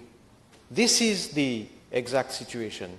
It is not for not of wanting to bring the, such legislation, Madam Speaker. Now, with regard to the second issue, yes, you are talking about anti-defection law. Well, again, you have been in government 2005, 2010. You have not been able to bring a... Yes, we are not yet... Order, order please. Honourable Perrault, what is it? From a sitting position, you are not allowed to make comments. I admit, Madam Speaker, that up to now, we have not been able to bring a bill before the House. Yes, but then, you should also... Because why I'm saying this? Because you know very well the complexity of this matter. You have been in government also. You've been working on that. And I know... Order. And I... Order, please. Madam Speaker, it is not, and let me say, it is not only when you have been in government previously. The MMM, what charam are you talking? We have been together in government 2000, 2005, anti-defection, we have been looking at it. But we have not been able to come up with a bill. Because you know why? Because it is a very complex issue. Some countries who have adopted anti-defection legislation, unfortunately, they have ended up with more problems than solutions. Therefore, we constantly need to look at it, and we welcome if there are proposals, if there are any ideas. Of course, we are open. We will look into that. We'll look into that. It's the third time that I'm drawing your attention. I'll be very patient, but then mind yourself. One thing about not being able to pass a law. There's another thing. We've gone completely against the spirit of the Alliance Electoral Manifesto in taking 5 transfuses into the government, and the people can judge that, Madam Speaker. As for Rodriguez is concerned, I maintain that it was approved by the SLO, and then there was some comment, and we forgot about it at the request of the then Prime Minister, Madam Speaker. Madam Speaker, Leader of Opposition, I'll just draw your attention to the fact that you are not allowed to mention things which are by nature secret and which has been the subject of discussions between ministers when you were in government. Please. Madam Speaker, we are talking about freedom of information. Madam Speaker, again, what is the point of freedom of information? Madam Speaker. Order, please. Order. Madam Speaker, in April 2016, a whole year ago, Cabinet, government approved my committee's work on financing of political parties. Completely approved it. Huh? It was sent to SLO and it's been lying there for 1 year. We have time for the prosecution commission bill. In 2 hours it can come to government. But this financing of political parties, 1 year, SLO is still working on it, Madam Speaker. Does the Honourable Prime Minister find that acceptable? Let me maintain again what I have said, because the Honourable Leader of the Opposition should, maybe he is not aware when he has left government. I maintain again that there are legal issues which have arisen with regard to the provisions of the recommendations of the anti-defection proposals that were made. Secondly, the financing of political parties. I have just answered. I have said that the matter is being looked at and being finalized at the level of our committee and is being worked out together with the views of the State Law Office. Because there are a number of things I have mentioned. I don't want to repeat again to lose the time of the House, but I have mentioned those, amongst others, those issues that are now being looked at from the legal perspective. Once these are cleared, we will come to this House with a bill. And Speaker, the Honourable Prime Minister had beautiful words to say on procurement. I would ask him, in his own Finance Act, or last year, he introduced Clause 6 for the CEB, Central Electricity Board. But there's been so much talk about that. And it says it actually, Madam, allows the board of the CEB to create companies, any number of companies he wants to create, and, Madam Speaker, Section 6.3 says this: the Public Procurement Act shall not apply to any procurement exercise effected by a company set up under this subsection. It's here. If your memory is not good, I will table it, Madam. I will table it. Order, please. Order, I said. Honourable Zagrou. Honourable Rupan. Honourable Rupan, please. Order, I said. On Finance Act, so you cannot get away from answering, Madam Speaker. What is the rationale, the reason for this? Because we are supposedly putting matters clean in terms of public procurement, and I can take me to respect. I will not do so. Madam Speaker, I will look into this matter, and I don't think that this is the interpretation that we are giving. But okay, I will look into. Honourable Thierry Henry, you keep interrupting. This is the second time I'm drawing your attention to this. I will look into the matter, and if need be, of course, either the minister responsible for this issue will come up with a statement, or I will give the explanation. And all understand English, plain English, Madam Speaker. I'll table it in case she has trouble finding it in the Finance Act. Madam Speaker, on the declaration of assets, I would like to ask the Honourable Prime Minister, when was the Honourable Kolandavelu Committee set up? When was that? I think it's about 2 years ago. And what has happened to this small amendment that was supposed to be made to a bill that had already been finalized on declaration of assets? It is not correct to say that a small amendment has to be made. I don't know what was your intention when you were in government, whether it would have been a small amendment. But we are looking at the whole bill. And Madam Speaker,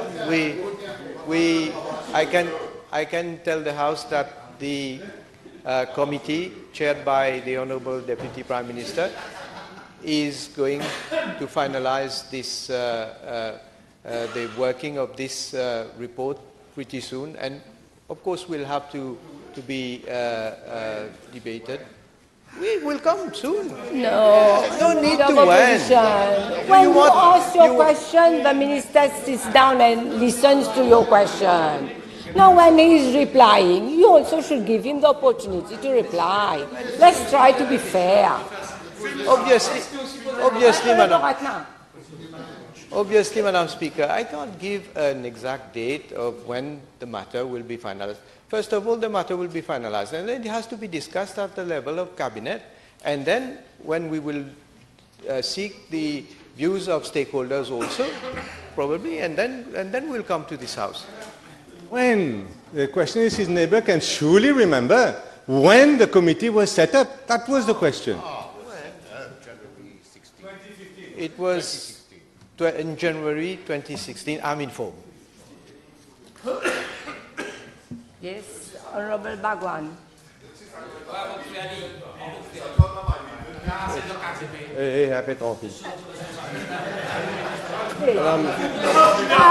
Honorable Sisango, what is it? Honorable Sisango, please.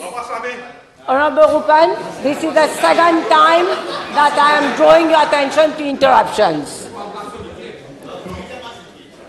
Yes, Madam Speaker, the Prime Minister has informed the House, the country and the nation of the intention of government to legislate, come up with new legislation concerning this anti-corruption issue. And ICAC has been given responsibility to work out the document. But pending that, are we not seeing every Tuesday, even every day, these big potentats in the parastatal bodies, governmental companies, like the State Bank, we have a chairperson, as the Mauritius Telecom, recently the Trust Fund, these people, these potentats are daily engaged in corruption. We're being procurement, jouissance. So can the Prime Minister inform the House? Hey, reste tranquille, do. Can the Prime Minister inform the House what immediate action intends to take against these potentats who are earning lots of millions of rupees, more than 1 million every month? Madam Speaker, the honourable member is making gratuitous allegations, just saying, as usual, blah blah blah. You can't even give evidence.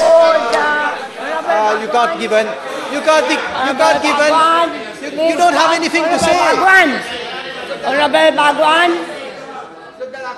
Bagwan, I have uttered your names 4 times, right, when I am on my feet, right? So, you've asked your question. But when I utter names and 4 times, now next time I will have to act. Okay? Yes. Now, would you continue? Yes, Honorable Prime Minister, you finished? Or? I'm saying, yes, Madam Speaker, I'm saying making general comments and general remarks instead of coming with specificities. And to show that you are serious, you should come with substance. Honorable Baloomoody. This government was elected with 12 priorities to be executed in the first 3 months of this government. Now we are more than nearly 3 years of this government. Combattre la fraude et la corruption. La déclaration of assets actuellement amendée pour inclure les propriétés acquises sous le prête-nom et la publication de toutes les informations dans la gazette du gouvernement. Can I ask the Honorable Prime Minister, when does he intend to come with a Declaration of Assets Act? 3 months have passed, nothing has been done. In the meantime, we know what's happening in the country. And will this declaration of not only MPs, it will include also chairperson of parastatal bodies, advisors to ministers, and directors and CEO of government-owned companies. So can we know when government intend to come an urgent matter and to have this declaration made public, not to be kept in the drawer of the ICAC? Madam Speaker, I am happy that the honourable member is making such remark today, because the time will come when, within this mandate, we will come before this House with a bill, and then I will remind him what he has said today. Yes, Honorable Ratna. Thank you, Madam Speaker. Madam Speaker, may I refer to Presidential Address Government Programme 2005-2010, paragraph 30. I will paraphrase very quickly. Yes, please, quickly, Honorable Ratna, because we are running out of time. They also took time to paraphrase to say... No. I'm sorry. I have said that we are running out of time. Ask your question quickly. Honorable Baloomoody. Paraphrasing paragraph 30, my ministers will adhere to a code of ethic and integrity and We invite senior public officials and managers of the private sector to do the same. Paragraph 31, the law setting up the ICAC will be reviewed and the investigation and prosecution of fraudulent or corrupt acts will have to take place within legal framework that is more certain, result-oriented. Can I ask the Right Honourable Prime Minister Can I ask the Right Honourable Prime Minister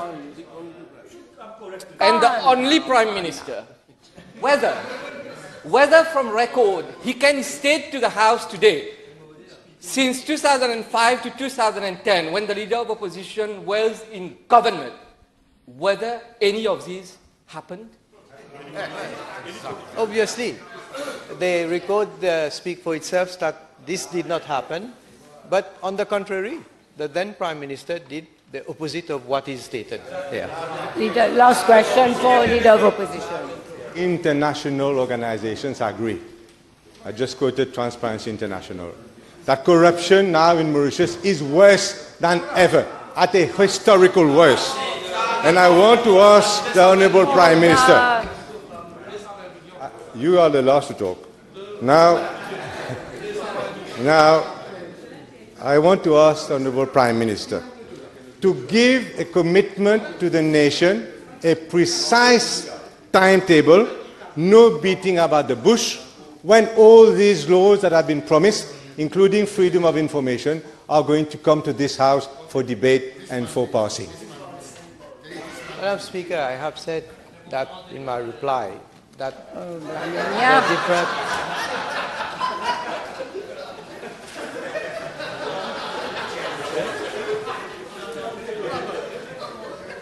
Yes. I've said that there are different committees looking at different bills that we propose to bring before this House. Obviously, they are not matters which are simple. They are complex. That is why, in fact, previous governments have not been able to bring those legislation before the House. And therefore, if you want to speak in my place, you can speak. Yes, Honourable Mohammed. Making comments. Please, don't interrupt. We are running out of time already. I've given already 5 additional minutes. And therefore, Madam Speaker, I can assure the House that all those legislations, once they are finalized... Please proceed with your answer. Pepsi Party is making a lot of money. Yeah. I don't know. He needs a drink. Order. Order on this side of the House. And Honourable Jagru, please don't interrupt Honourable Jagru. Honourable Jagru? Yes. So, therefore, as I said in my reply, Madam Speaker, once those bills will be finalized at the level of government, then they will be introduced in the House. Time is over.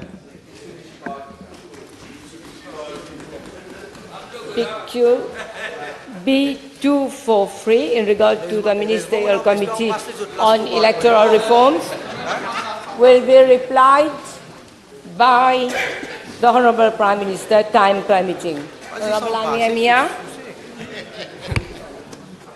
Yes, B228. No.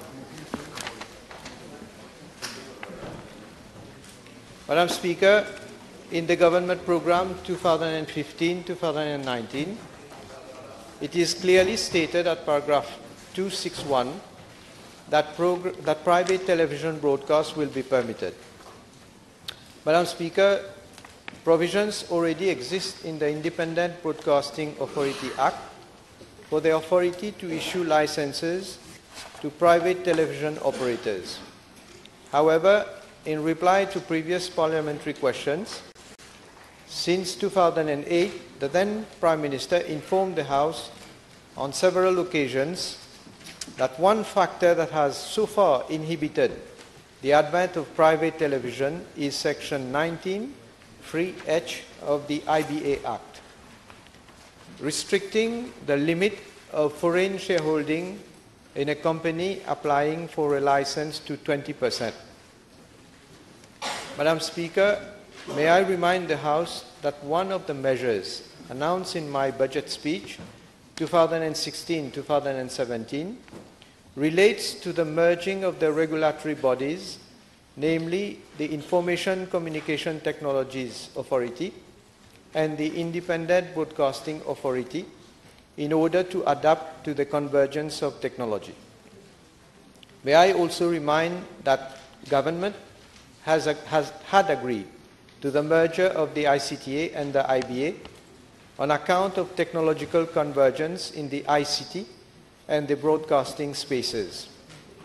In line with the provisions of the guidance notes on mergers of public sector bodies issued by the Ministry of Finance and Economic Development, in October 2016, a committee of officials chaired by the Permanent Secretary, Ministry of Technology, Communication and Innovation, and comprising representatives of the ICTA and the IBA, is currently examining the different aspects and modalities of the merger exercise.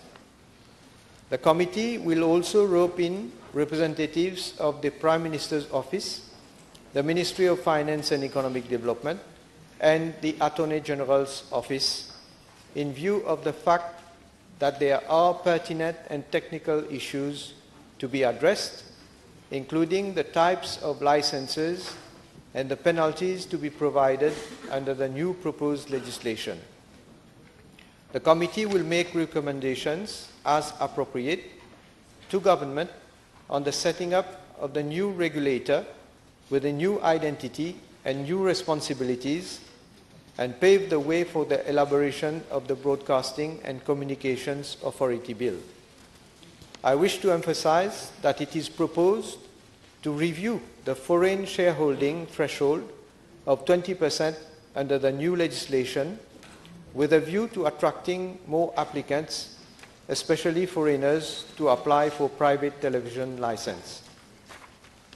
Madam Speaker, I am informed by the Director of the IBA that in the years 2013 and 2014, the authority had received letters of intention from 4 applicants, local and international, interested in the private television project. In addition, 1 individual and 1 company had also sought clarifications from the IBA in regard to the proposed setting up of private television in Mauritius. I am further informed by the Director of the IBA that the Board of the Authority, at its meeting held on 29th January 2014, decided that applications for private television license to broadcast solely films, sports and entertainment programs should be invited from all interested parties so as to put all applicants on a level playing field. However, no such expressions of interest had been issued by the IBA. Madam Speaker, I wish to reassure the House that my government will stand by its commitment and make of private television in Mauritius a reality, as has been the case for live broadcast of the proceedings of the National Assembly. Yes, Madam Speaker, this has been one of the numerous promises during the last electoral campaign. Let me quote quickly from the electoral manifesto in relation to this subject. Nous introduirons la télévision privée. Les chaînes de télévision privées pourront librement organiser des débats publics sur des questions concernant l'économie, la politique et l'actualité. Clearly now, 2.5 years has elapsed since this government took office. My question to the Honourable Prime Minister is, he or his government, do you have the political will to make this thing a reality? He's already replied. Madam Speaker, just as in the case of live broadcasting of the work of the National Assembly, it was said that, well, we are also just saying things and we are not really intended to do it. Well, this is a reality today. I have explained that there are discussions with regard to the merger of the ICTA and the IBA for the reasons that I have spelled out in my answer. Now, there are recommendations that will come to government. Government will decide on the setting up of the new authority, and I believe that then we will be in a situation to look at the applications, whatever, for example, whatever guidelines, whatever criteria will have to be set by the authority in order to receive applications for the operation of a private TV. Honorable Adrian. Speaker, can the Prime Minister tell us whether there will be permitted to have foreign owners for the private televisions, whether foreign investors can invest in it, or it will be kept solely for Mauritians, and secondly, whether there will be, for the criteria, one question at a time. The critères d'ancienneté. Only one question. Well, I only could hear the first part of the question. Well, this has been the issue, in fact, which was put forward by the then Prime Minister on numerous occasions, that there is a limit of 20% shareholding by a foreign either company or individual, and that was the reason why there was no interest, or the IBA did not receive any application.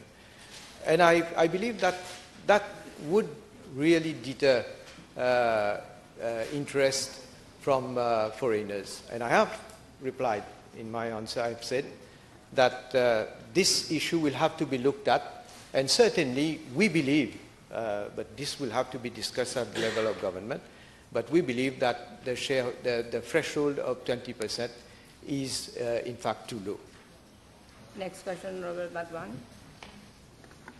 B229, Madam.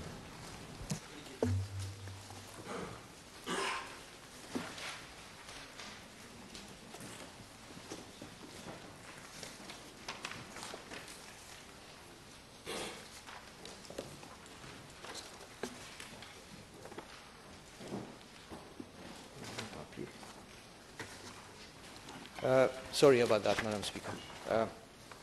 Madam Speaker, with regard to Part A of the question, I wish to inform the House that Mr. G.S. has been employed as Senior Advisor on a part-time contract basis as at 4th of April 2016 in the Ministry of Finance and Economic Development. He offered his services without asking for any remuneration. Thus, he worked for free for a period of 10 months at the Ministry. Since 23rd of January 2017, he has been employed on a full-time basis on the following terms and conditions, which have been approved by the Ministry of Civil Service and Administrative Reforms and the Pay Research Bureau. A flat monthly salary of 122,000 rupees, a monthly extra duty allowance of 50,000 rupees, and an entertainment allowance of 7,500 rupees on a monthly basis. Completion of 12 months service, he is entitled to a gratuity equivalent to 2 months' salary, and his leave entitlement is as per regulations in force in the civil service. Madam Speaker, as regards Part B of the question, Mr. G.S. is the chairperson of the Board of Investment since 3rd of March 2015 for a period of 3 years in accordance with Section 4 of the Investment Promotion Act 2000. He draws an all-inclusive monthly allowance of 70,000 rupees. On the 30th of June 2016, as former chairperson of State Land Development Company, he was appointed chairperson of Landscope Mauritius Limited to implement the major merger exercise of the State Land Development Company, Business Parks of Mauritius Limited, State Property Development Company Limited, Lepai Conference Center Limited, and Belmar Tourist Village Limited. He's paid a monthly allowance of 70,000 rupees. He is also the chairperson of the subsidiaries of Landscope Mauritius Limited, namely Cyber Properties Investment Limited, since 26th of February 2017, and Informatics Park Limited and BPML Freeport Services Limited as from 1st April 2017. It draws a monthly allowance of 20,000 rupees for each entity. These appointments are of, I must say, these appointments are of a temporary nature and will be reviewed once the merger exercise is completed. As representative of Landscope Mauritius Limited, Mr. GS has been appointed Board Director of the Mauritius Multi-Sports Infrastructure Limited since January 2017. Landscope Mauritius Limited has provided the land to Mauritius Multi-Sports Infrastructure Limited to implement the multi-sports complex project at Côte d'Or. He is paid a monthly allowance of 25,000 rupees. He is... Honorable Amir, keep your comments for yourself. Keep your comments for yourself from a sitting position. Yes. He is also the chairperson of the Financial Services Promotion Agency since the 1st of February 2017, following the resignation of Mr. A.D., former chairperson. We are currently reviewing the role of the Financial Services Promotion Agency and the Board of Investment. Changes in the organization structure of both entities are envisaged. He is, in the meantime, being paid the same monthly allowance as the former chairperson, that is 70,000 rupees. In addition, please.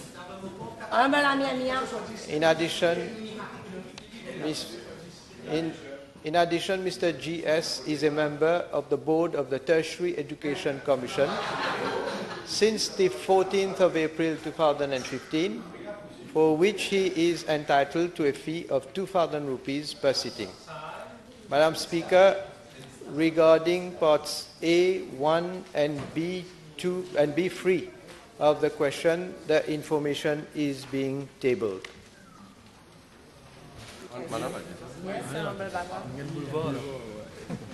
Je suis troublé, comme beaucoup d'autres, en voyant les regards des ministres. Madam Speaker, can I ask the Honourable Minister, the Prime Minister, whether he has used his calculator to see the total monthly pay packet with all the responsibilities, whether it nearly reaches 500,000 or more, with all the other facilities? Madam Speaker, I have given all the information, and I just heard the honourable member saying that he's got a calculator. Now, whether his calculator does work or not, maybe he can calculate. Honourable Prime Minister, whether this super conseiller is also an advisor for the government of Mozambique, still an advisor for the government of Mozambique? Well, he was an advisor of the government of Mozambique, and at that time I believe that he was drawing, he was drawing a net salary of 500,000 rupees as senior advisor to the government of Mozambique. I believe he's no more pas moi, of course pas moi. What do you think? I have said that questions from a sitting position is not allowed. Honourable Leader of Opposition. I believe the Honourable Prime Minister has not given the full information, hasn't said that Mr. Samper, according to me, also has use of a BMW car from the Board of Investment, chauffeur-driven. Well, I've replied that he is not availing himself of a car from government, and he has not taken any... Well, I'll check if he's... Prime Minister can check, it's of silver color. Yes. Yes, I will look for a silver BMW and try to see to it whether it is being used by Mr. GS. Yes. On the same line, can the Prime Minister check whether he's also using an Audi Q5 or Q6 recently purchased as for the post of chairman of the State Land Development Company? Whether he has used it and whether he using it? Well, if the honourable member can also give me if he has the number plate, then I will. And the colour as well, also. Next question, Honourable Bhagwan.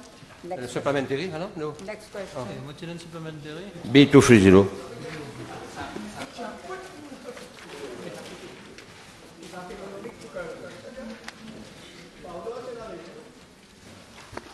Honourable Baloomoody, I have said several times that talking across the floor to another member is not allowed. I am being very patient with all of you, but don't force me to take action. Okay. Yes, Honourable Bhagwan. Yeah. 230. Yeah.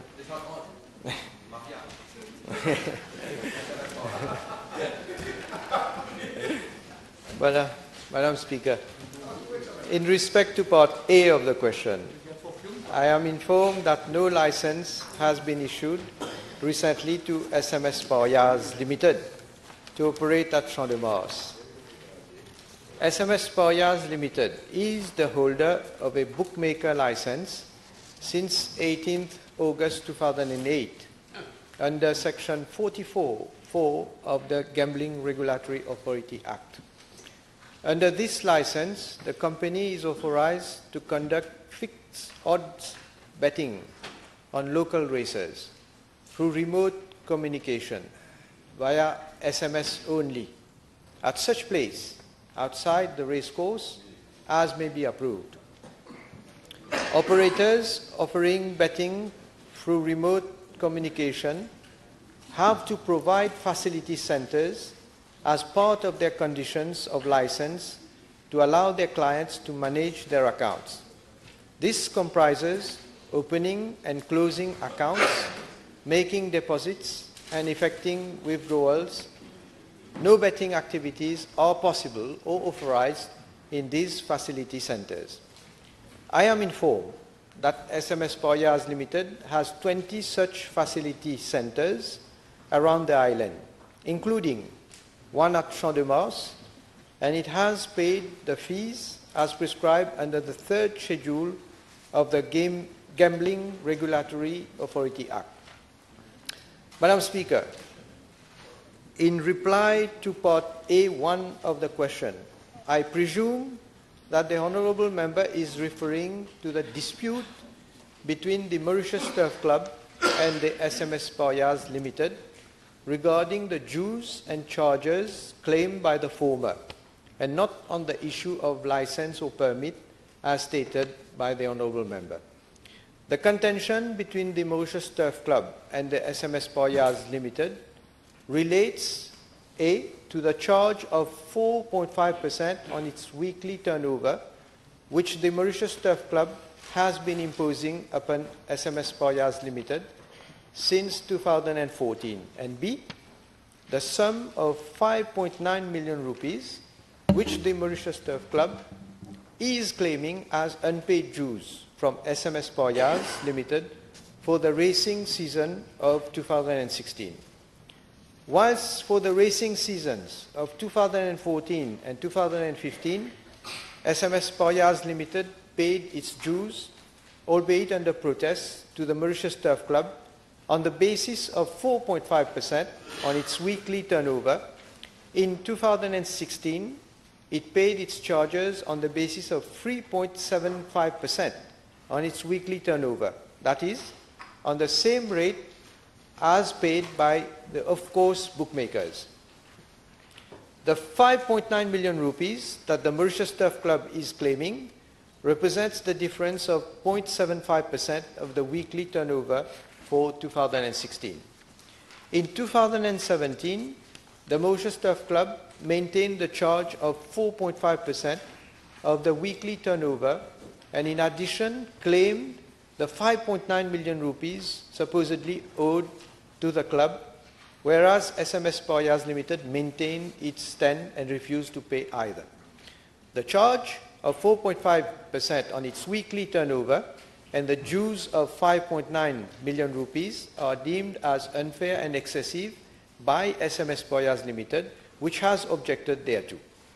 SMS Poyas referred the matter to the Supreme Court, which ruled on the 17th of March 2017 that the Gambling Regulatory Authority had the statutory powers to act in this case. Thereafter, on the 21st of March 2017, taking into account the ruling of the Supreme Court and in view of the fact that the 2017 racing season was to start on 28th of March 2017, the Gambling Regulatory Authority, under the powers vested upon it under Section 100 of the Incumbent Act, issued a directive to the Mauritius Turf Club to the effect, and I quote, pending a holistic review of the terms and conditions under which charges are paid pursuant to contracts under Section 33(1) of the Act, the Mauritius Turf Club shall ensure that a charge payable by a bookmaker licensed under Section 44(4) of the Act is aligned with a similar charge payable by a bookmaker licensed under Section 44(2)(b) of the Act. As such, the directive required the Mauritius Turf Club to apply the same charges for similar category of operators, in this case, off-course bookmakers, until a complete review is carried out. This stance of the Gambling Regulatory Authority is justified as further complaints have been received from bookmakers and totalizators as regards the charges imposed by the Mauritius Turf Club. To address this issue, the Gambling Regulatory Authority is commissioning an independent report on the charges imposed by the Mauritius Turf Club. The purpose of this exercise is to assess the fairness and reasonableness. Honourable Prime Minister, can I just interrupt you? Not to go too much into the details of it, but to come strictly to the questions, please. Well, I will just not answer part of the question, and I will go straight to, if that is the wish of the chair. Let me say that, therefore, I will skip all this. Let me go straight then to the information that has been sought by the honourable member with regard to part A2 of the question, which is already available at the Registrar of Companies, who is the repository of such information. The company has only one shareholder, who is Mr. Tandarayan Pazani, and the directors are Mr. Chan Kin George Kiansu, Mr. David Jean Yannick Vivian, Mr. Dindyal Mahendranath, Mrs. Juste Marie Miriela, Mr. Lee Kam Chung Lee Cheng Hok, and Mr. Uchit Kamleshwar Singh. In respect to part B of the question, with regards to SMS Poyas Limited, controls on its betting outlets are exercised by the Gambling Regulatory Authority, the Mauritius Revenue Authority, and the Police des Jeux. SMS Poyas Limited has no betting outlets as regards horse racing.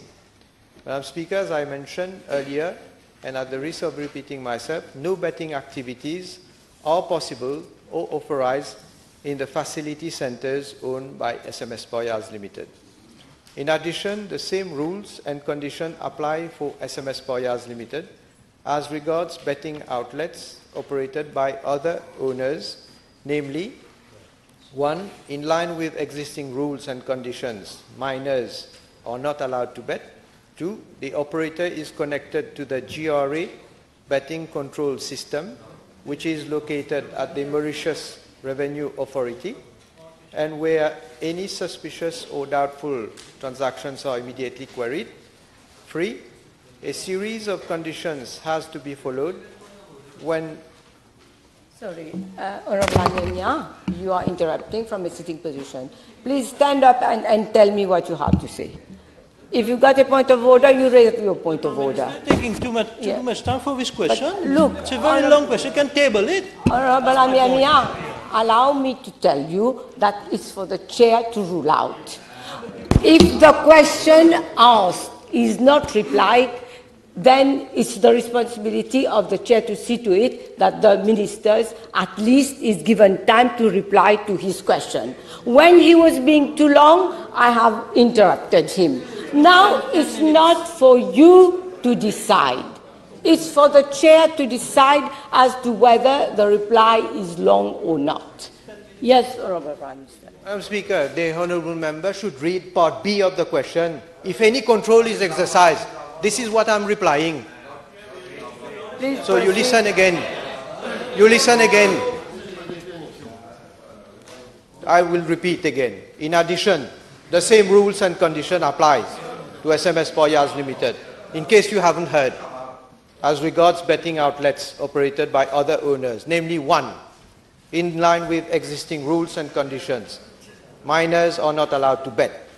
2, the operator is connected to the GRA betting control system, which is located at the Mauritius Revenue Authority, and where any suspicious or doubtful transactions are immediately queried. 3, a series of conditions has to be followed when opening an account with SMS Poyas Limited.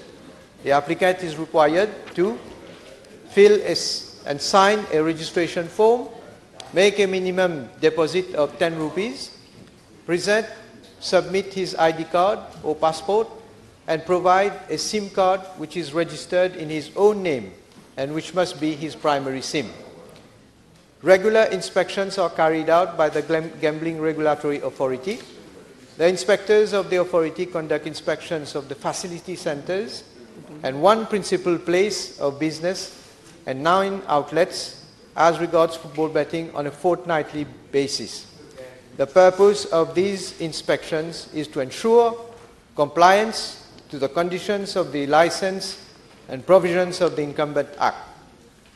When irregularities are noted, disciplinary actions are initiated, as prescribed under Section 99 of the GRA Act, and the police des Jeux carries out regular inspections and surveys of the facility centers as well as the betting outlets on a regular basis and establishes contravention as when required. And a responsible gambling framework has been introduced by the GRA to sensitize the general public on the dangers and hazards of gambling in general. The framework is also intended to address the issue of punters displaying obsessive gambling behavior. In addition, the responsible gaming framework is based on the commitment of the Gambling Regulatory Authority and its licensees to the guiding value of ethical and responsible behavior as regards gambling. The authority has also invited all football operators to register their employees and have until 31st of July 2017 to comply. As from 1st August 2017, all football bookmaker clerks must hold a registration card from the Gambling Regulatory Authority. In the event a bookmaker clerk is caught not wearing his registration card, it would constitute a breach of the provisions of the Act and will entail disciplinary action against the licensee. Honourable members, I will just draw your attention, since there are protests on this side of the House also, that members should not send questions of excessive length, and that, now wait, what is it? Order, I said. I am on my feet, please. I have said that members should not send questions of excessive length, and I remind the ministers through the civil servants as well that they don't give to their ministers replies of excessive length as well. Yes, Honorable Bhagwan. Madam Speaker, now it is clear. All the names given by the Prime Minister are the Pretno.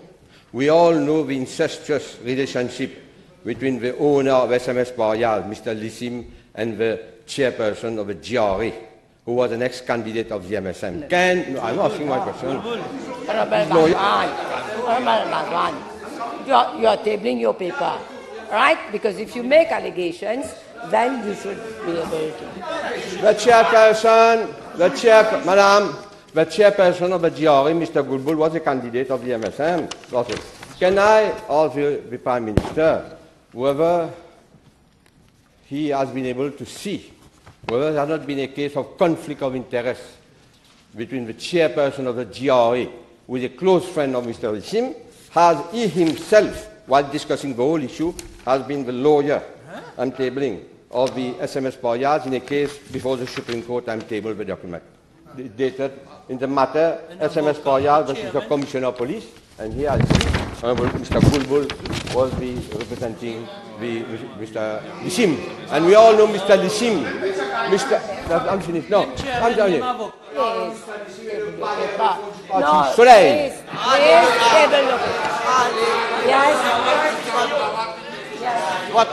What nonsense this honourable member is saying. I'll get a Jai Ganesh. I'll get a Jai Ganesh. Honorable Bhagwan, no provocation, please. Order. Honorable Prime Minister, please cool down. I'll suspend the sitting.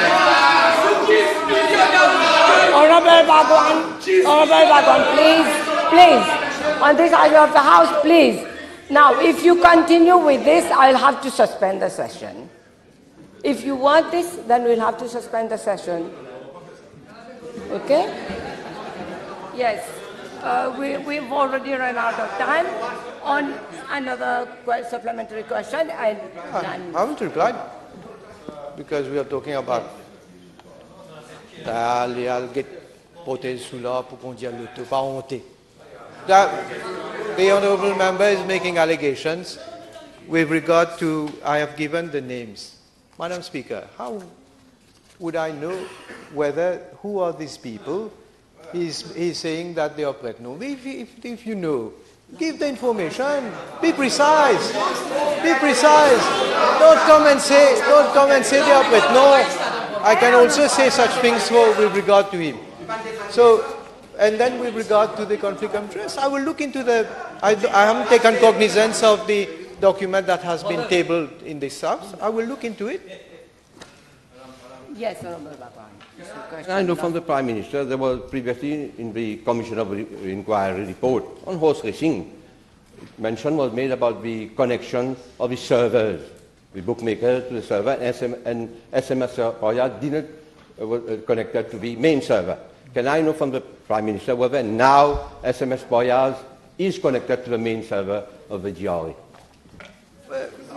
Where is this report which has concluded that it is not connected to whatever? Where is it?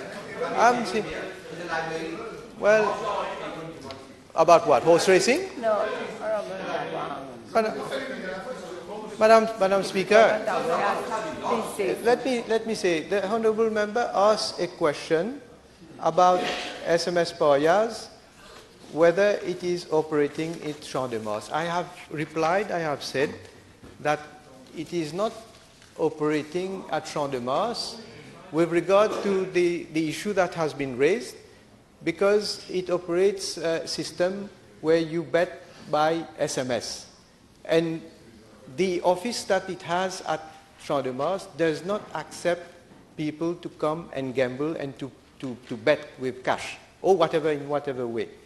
So I don't understand why now he's bringing other things which are not related to this. In the Commission of Inquiry report, which have been tabled here, and mention was made that SMS Poyad didn't pay, and even in the report it is mentioned that the SMS Poyad was not connected to the main server, and the Minister of Prime Minister was Minister of Finance then when he replied the PQ under the MSM Travail's government. Let me say, Madam Speaker, also to remind the honourable member that what the conditions that apply to SMS Poyas, same conditions apply to Bet Online and Book Systems Limited, which were licensed in 2002 under Section 44(4) of the GRA Act to conduct fixed odds betting on local races through remote communications via telephone only. And you know who was the Minister of Finance then? Honourable Paul Raymond Béranger. Order! Order! Order! No provocation, please. Order, please. Order! No provocation, please. Okay, you want me to suspend the session? Honourable Bhagwan, do you want me to suspend the session? I've said no provocative remarks. Please, let's have discipline in the House. Okay? Let's have discipline in the House. I can't. Time is over. Order, please. Order. No provocative remarks on this side as well. Order. The table has been advised that PQB 234 and B237 have been withdrawn. Address to Honourable Ministers. The table has been advised that PQB 284 in regard to the new HFO tech farm and associated pipeline project at Lisaline will be replied by the Honourable Deputy Prime Minister, Minister of Energy and Public Utilities. Honourable Raghuba. B240. Now, if we continue with this, there will be no discipline in this House. How can we continue with the works of this House if you continue to make provocative remarks?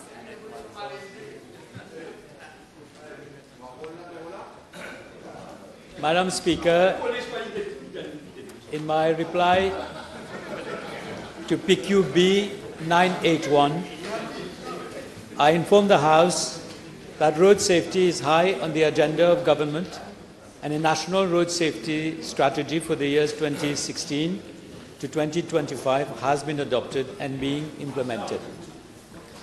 In regard to motorcycles, it is to be pointed out that the number of motorcyclists killed is more than 45% of the road toll, and more than 300 are seriously injured every year. To meeting the objectives of 50% of reduction in the number of killed and serious injury crashes, it is clear that two-wheelers constitute a real challenge. My ministry is undertaking simultaneous actions, namely as regards to road infrastructure, vehicles and road users to prevent accidents. A road crash investigation facility is being set up to understand the mechanism of road crashes. A road safety audit is being carried out to identify hazardous road sections and to propose treatment measures. Upgrading of footpaths and drains, construction of additional footpaths, provisions of handrails and crash barriers throughout the island are underway. The program to address the problem of night driving by improving public lighting is also in progress. Road carriers and construction companies will be sensitized on their responsibility for rehabilitating the road network after construction works. A series of road safety campaigns have been undertaken since year 2015, targeting the motorcyclists. We have a sensitization program on lighting and visibility as part of a campaign on to see and to be seen. A partnership with SICOM for a monthly television program also is being done. And following an in-house study, it is proposed that as from the 1st of July 2017, all autocycles and motorcycles imported should be at least Euro 2 standard. and from the 1st of July 2020 of Euro 4 standard. A scrapping premium is being considered to facilitate the renewal of the motorcycle and the motorcycle park. A roads risk prevention plan in the form of a road safety charter is being worked out. We have also a road safety education program in collaboration with my colleague. As you are aware, the Road Traffic Act has been amended for the introduction of stricter penalties. A reform of the legal framework is underway for the introduction of driving schools, including schools for motorcycles and for driving instructors as per international norms. Some 4 motorcycle driving schools, moto école, will be operational in the month of July, and 5 others will be operational during the year. A first batch of 24 motorcycle driving instructors will be licensed in 2 months upon completion of 840 hours of training. They will be employed by the new motorcycle driving schools, and a second batch of 40 driving instructors will be trained next year. 15 police examiners are being trained for examining motorcycle learners from the driving licenses, and some 150 current motorcycle learners will be gradually trained to provide them with skills during the coming 5 years. The traffic enforcement squad of the police has been reorganized with 40 riders. Thank you, Madam Speaker. The Honourable Minister just stated about the standards, Euro 2 and Euro 4. May I know from the Honourable Minister whether it is not appropriate to conduct a full investigation in order to know what are the safety norms? We've got almost 200,000 motorcycles that are being imported. Is it not important, doesn't he consider important to carry a thorough investigation and to know what are the... Short questions, Honourable Member. Please Yes, Madam ask Speaker, short coming to that. questions, and one question at a time. If I can, if the Honourable Minister can enlighten the House as to what are the safety norms that are being practiced correctly. Madam Speaker, in 2006, we had 138,000 motorcycles. In 2015, it has jumped up to 200,000. And the problem is that 12,000 of these are more than 14 years old. 14,000 are even older. So we have an issue as regards to the age.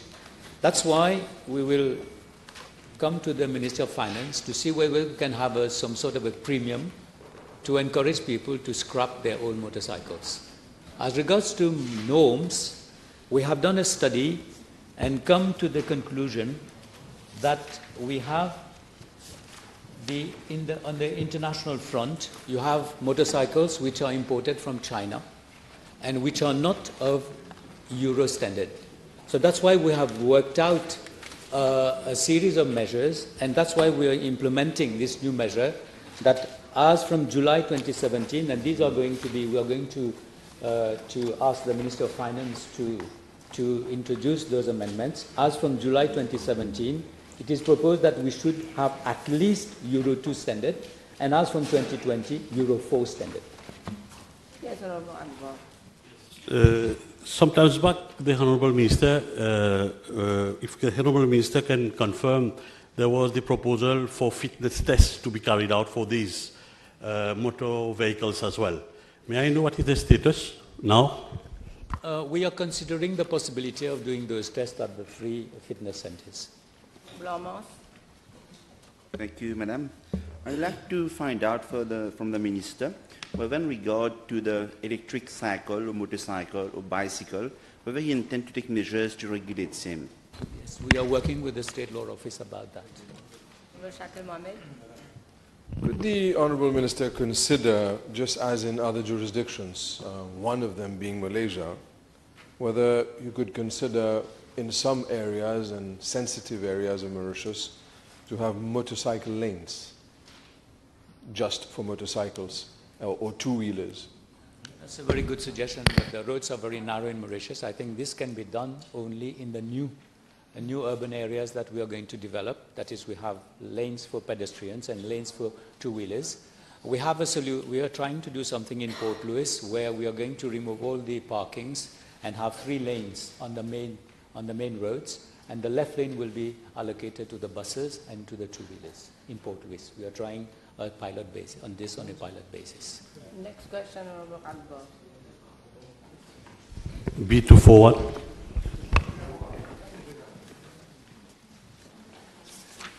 Madam Speaker, with regard to part A of the question, I am informed by the National Transport Corporation that the total debts as at 31st of December 2016 amounted to 685 million, of which 442 million was owed to government and 243 million to commercial banks.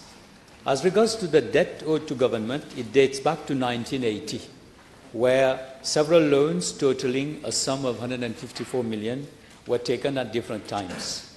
And with accumulated interest, the balance has increased to 442. That's the government loan.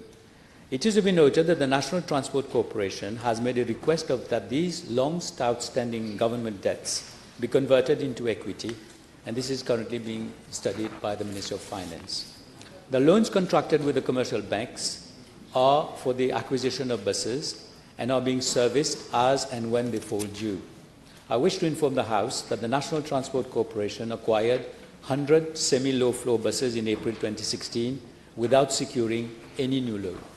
Madam Speaker, regarding the quantum of finance charges, I am informed that the National Transport Corporation incurred 35.5 million for 2013, 34.7 million for 2014, and 43.1 million for 2015. Finance charges accrued on the old government debts amounted to 9.5 million in 2013, 11.2 in 2014, and 12.6 in 2015. Finance charges on bank loans amounted to 26 million in 2013, 23.5 million in 2014, and 30.5 million in 2015. The increase in finance charges from 2014 to 2015 is due to the total disbursement of loan of 186 million, which was completed in early 2015, and full interest payment started in 2015. It is to be noted that finance charges for 2016 on commercial loans have decreased to 22.4 million. As regards to part B of the question, a number of measures have been and are being implemented towards the turnaround of the National Transport Corporation. Several routes have been re-engineered. Buses are rescheduled to higher demand routes. We have a modernization strategy, a business intelligence reporting tool. We are cracking down on illegal operators, and vigorous marketing campaigns have been introduced on private hire to boost revenue. Each depot will now be run on a cost-effective and revenue and an autonomous business unit. Hence, additional regional managers have been recruited. Additional conductors and drivers were recruited in March 2017. Advanced training with foreign trainers is being dispensed to provide the drivers with a better performance at work and to impart knowledge on economic driving. Madam Speaker, the terms of reference of the study on the re-engineering of the public transport industry in Mauritius, which was carried out by Pricewaterhouse, are expected to give us the final report as regards to the CNT in the coming weeks. Yes. Will the Minister confirm, coming to the second part of my question, will the Honourable Minister confirm that sine qua non condition for a turnaround is the appointment of a CEO at the earliest possible? Will the Honourable Minister enlighten the House on this? I totally agree. Melo azo era, Madam.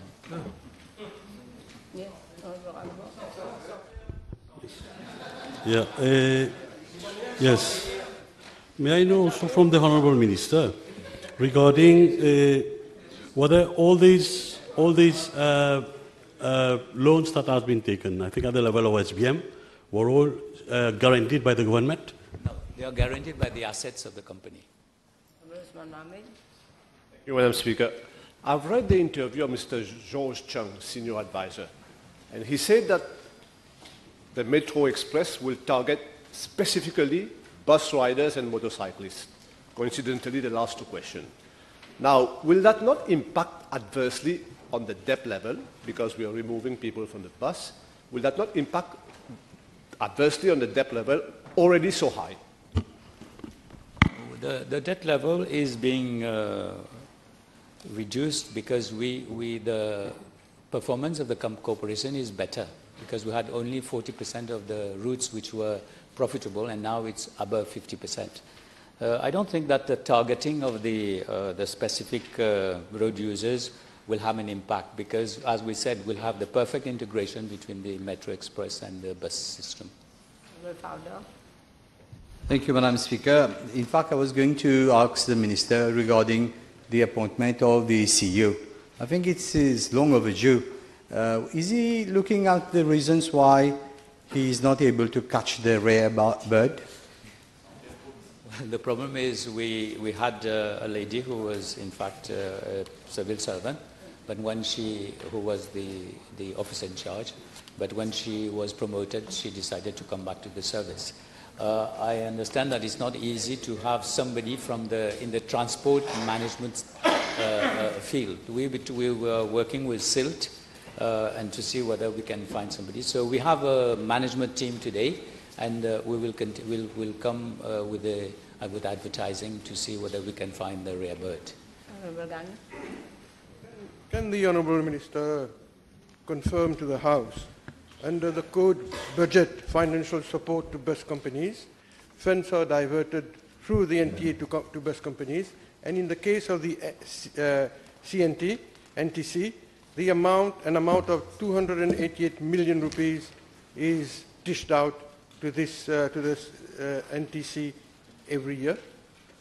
Yes, I don't have the exact amount which is paid to the CNT, but the CNT gets a third of this bus recovery fund.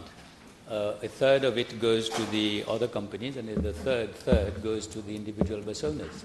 Anyway, the bus industry today, in spite of the huge subsidy of the government, is not profitable. I suspend the sitting for 1.5 hours.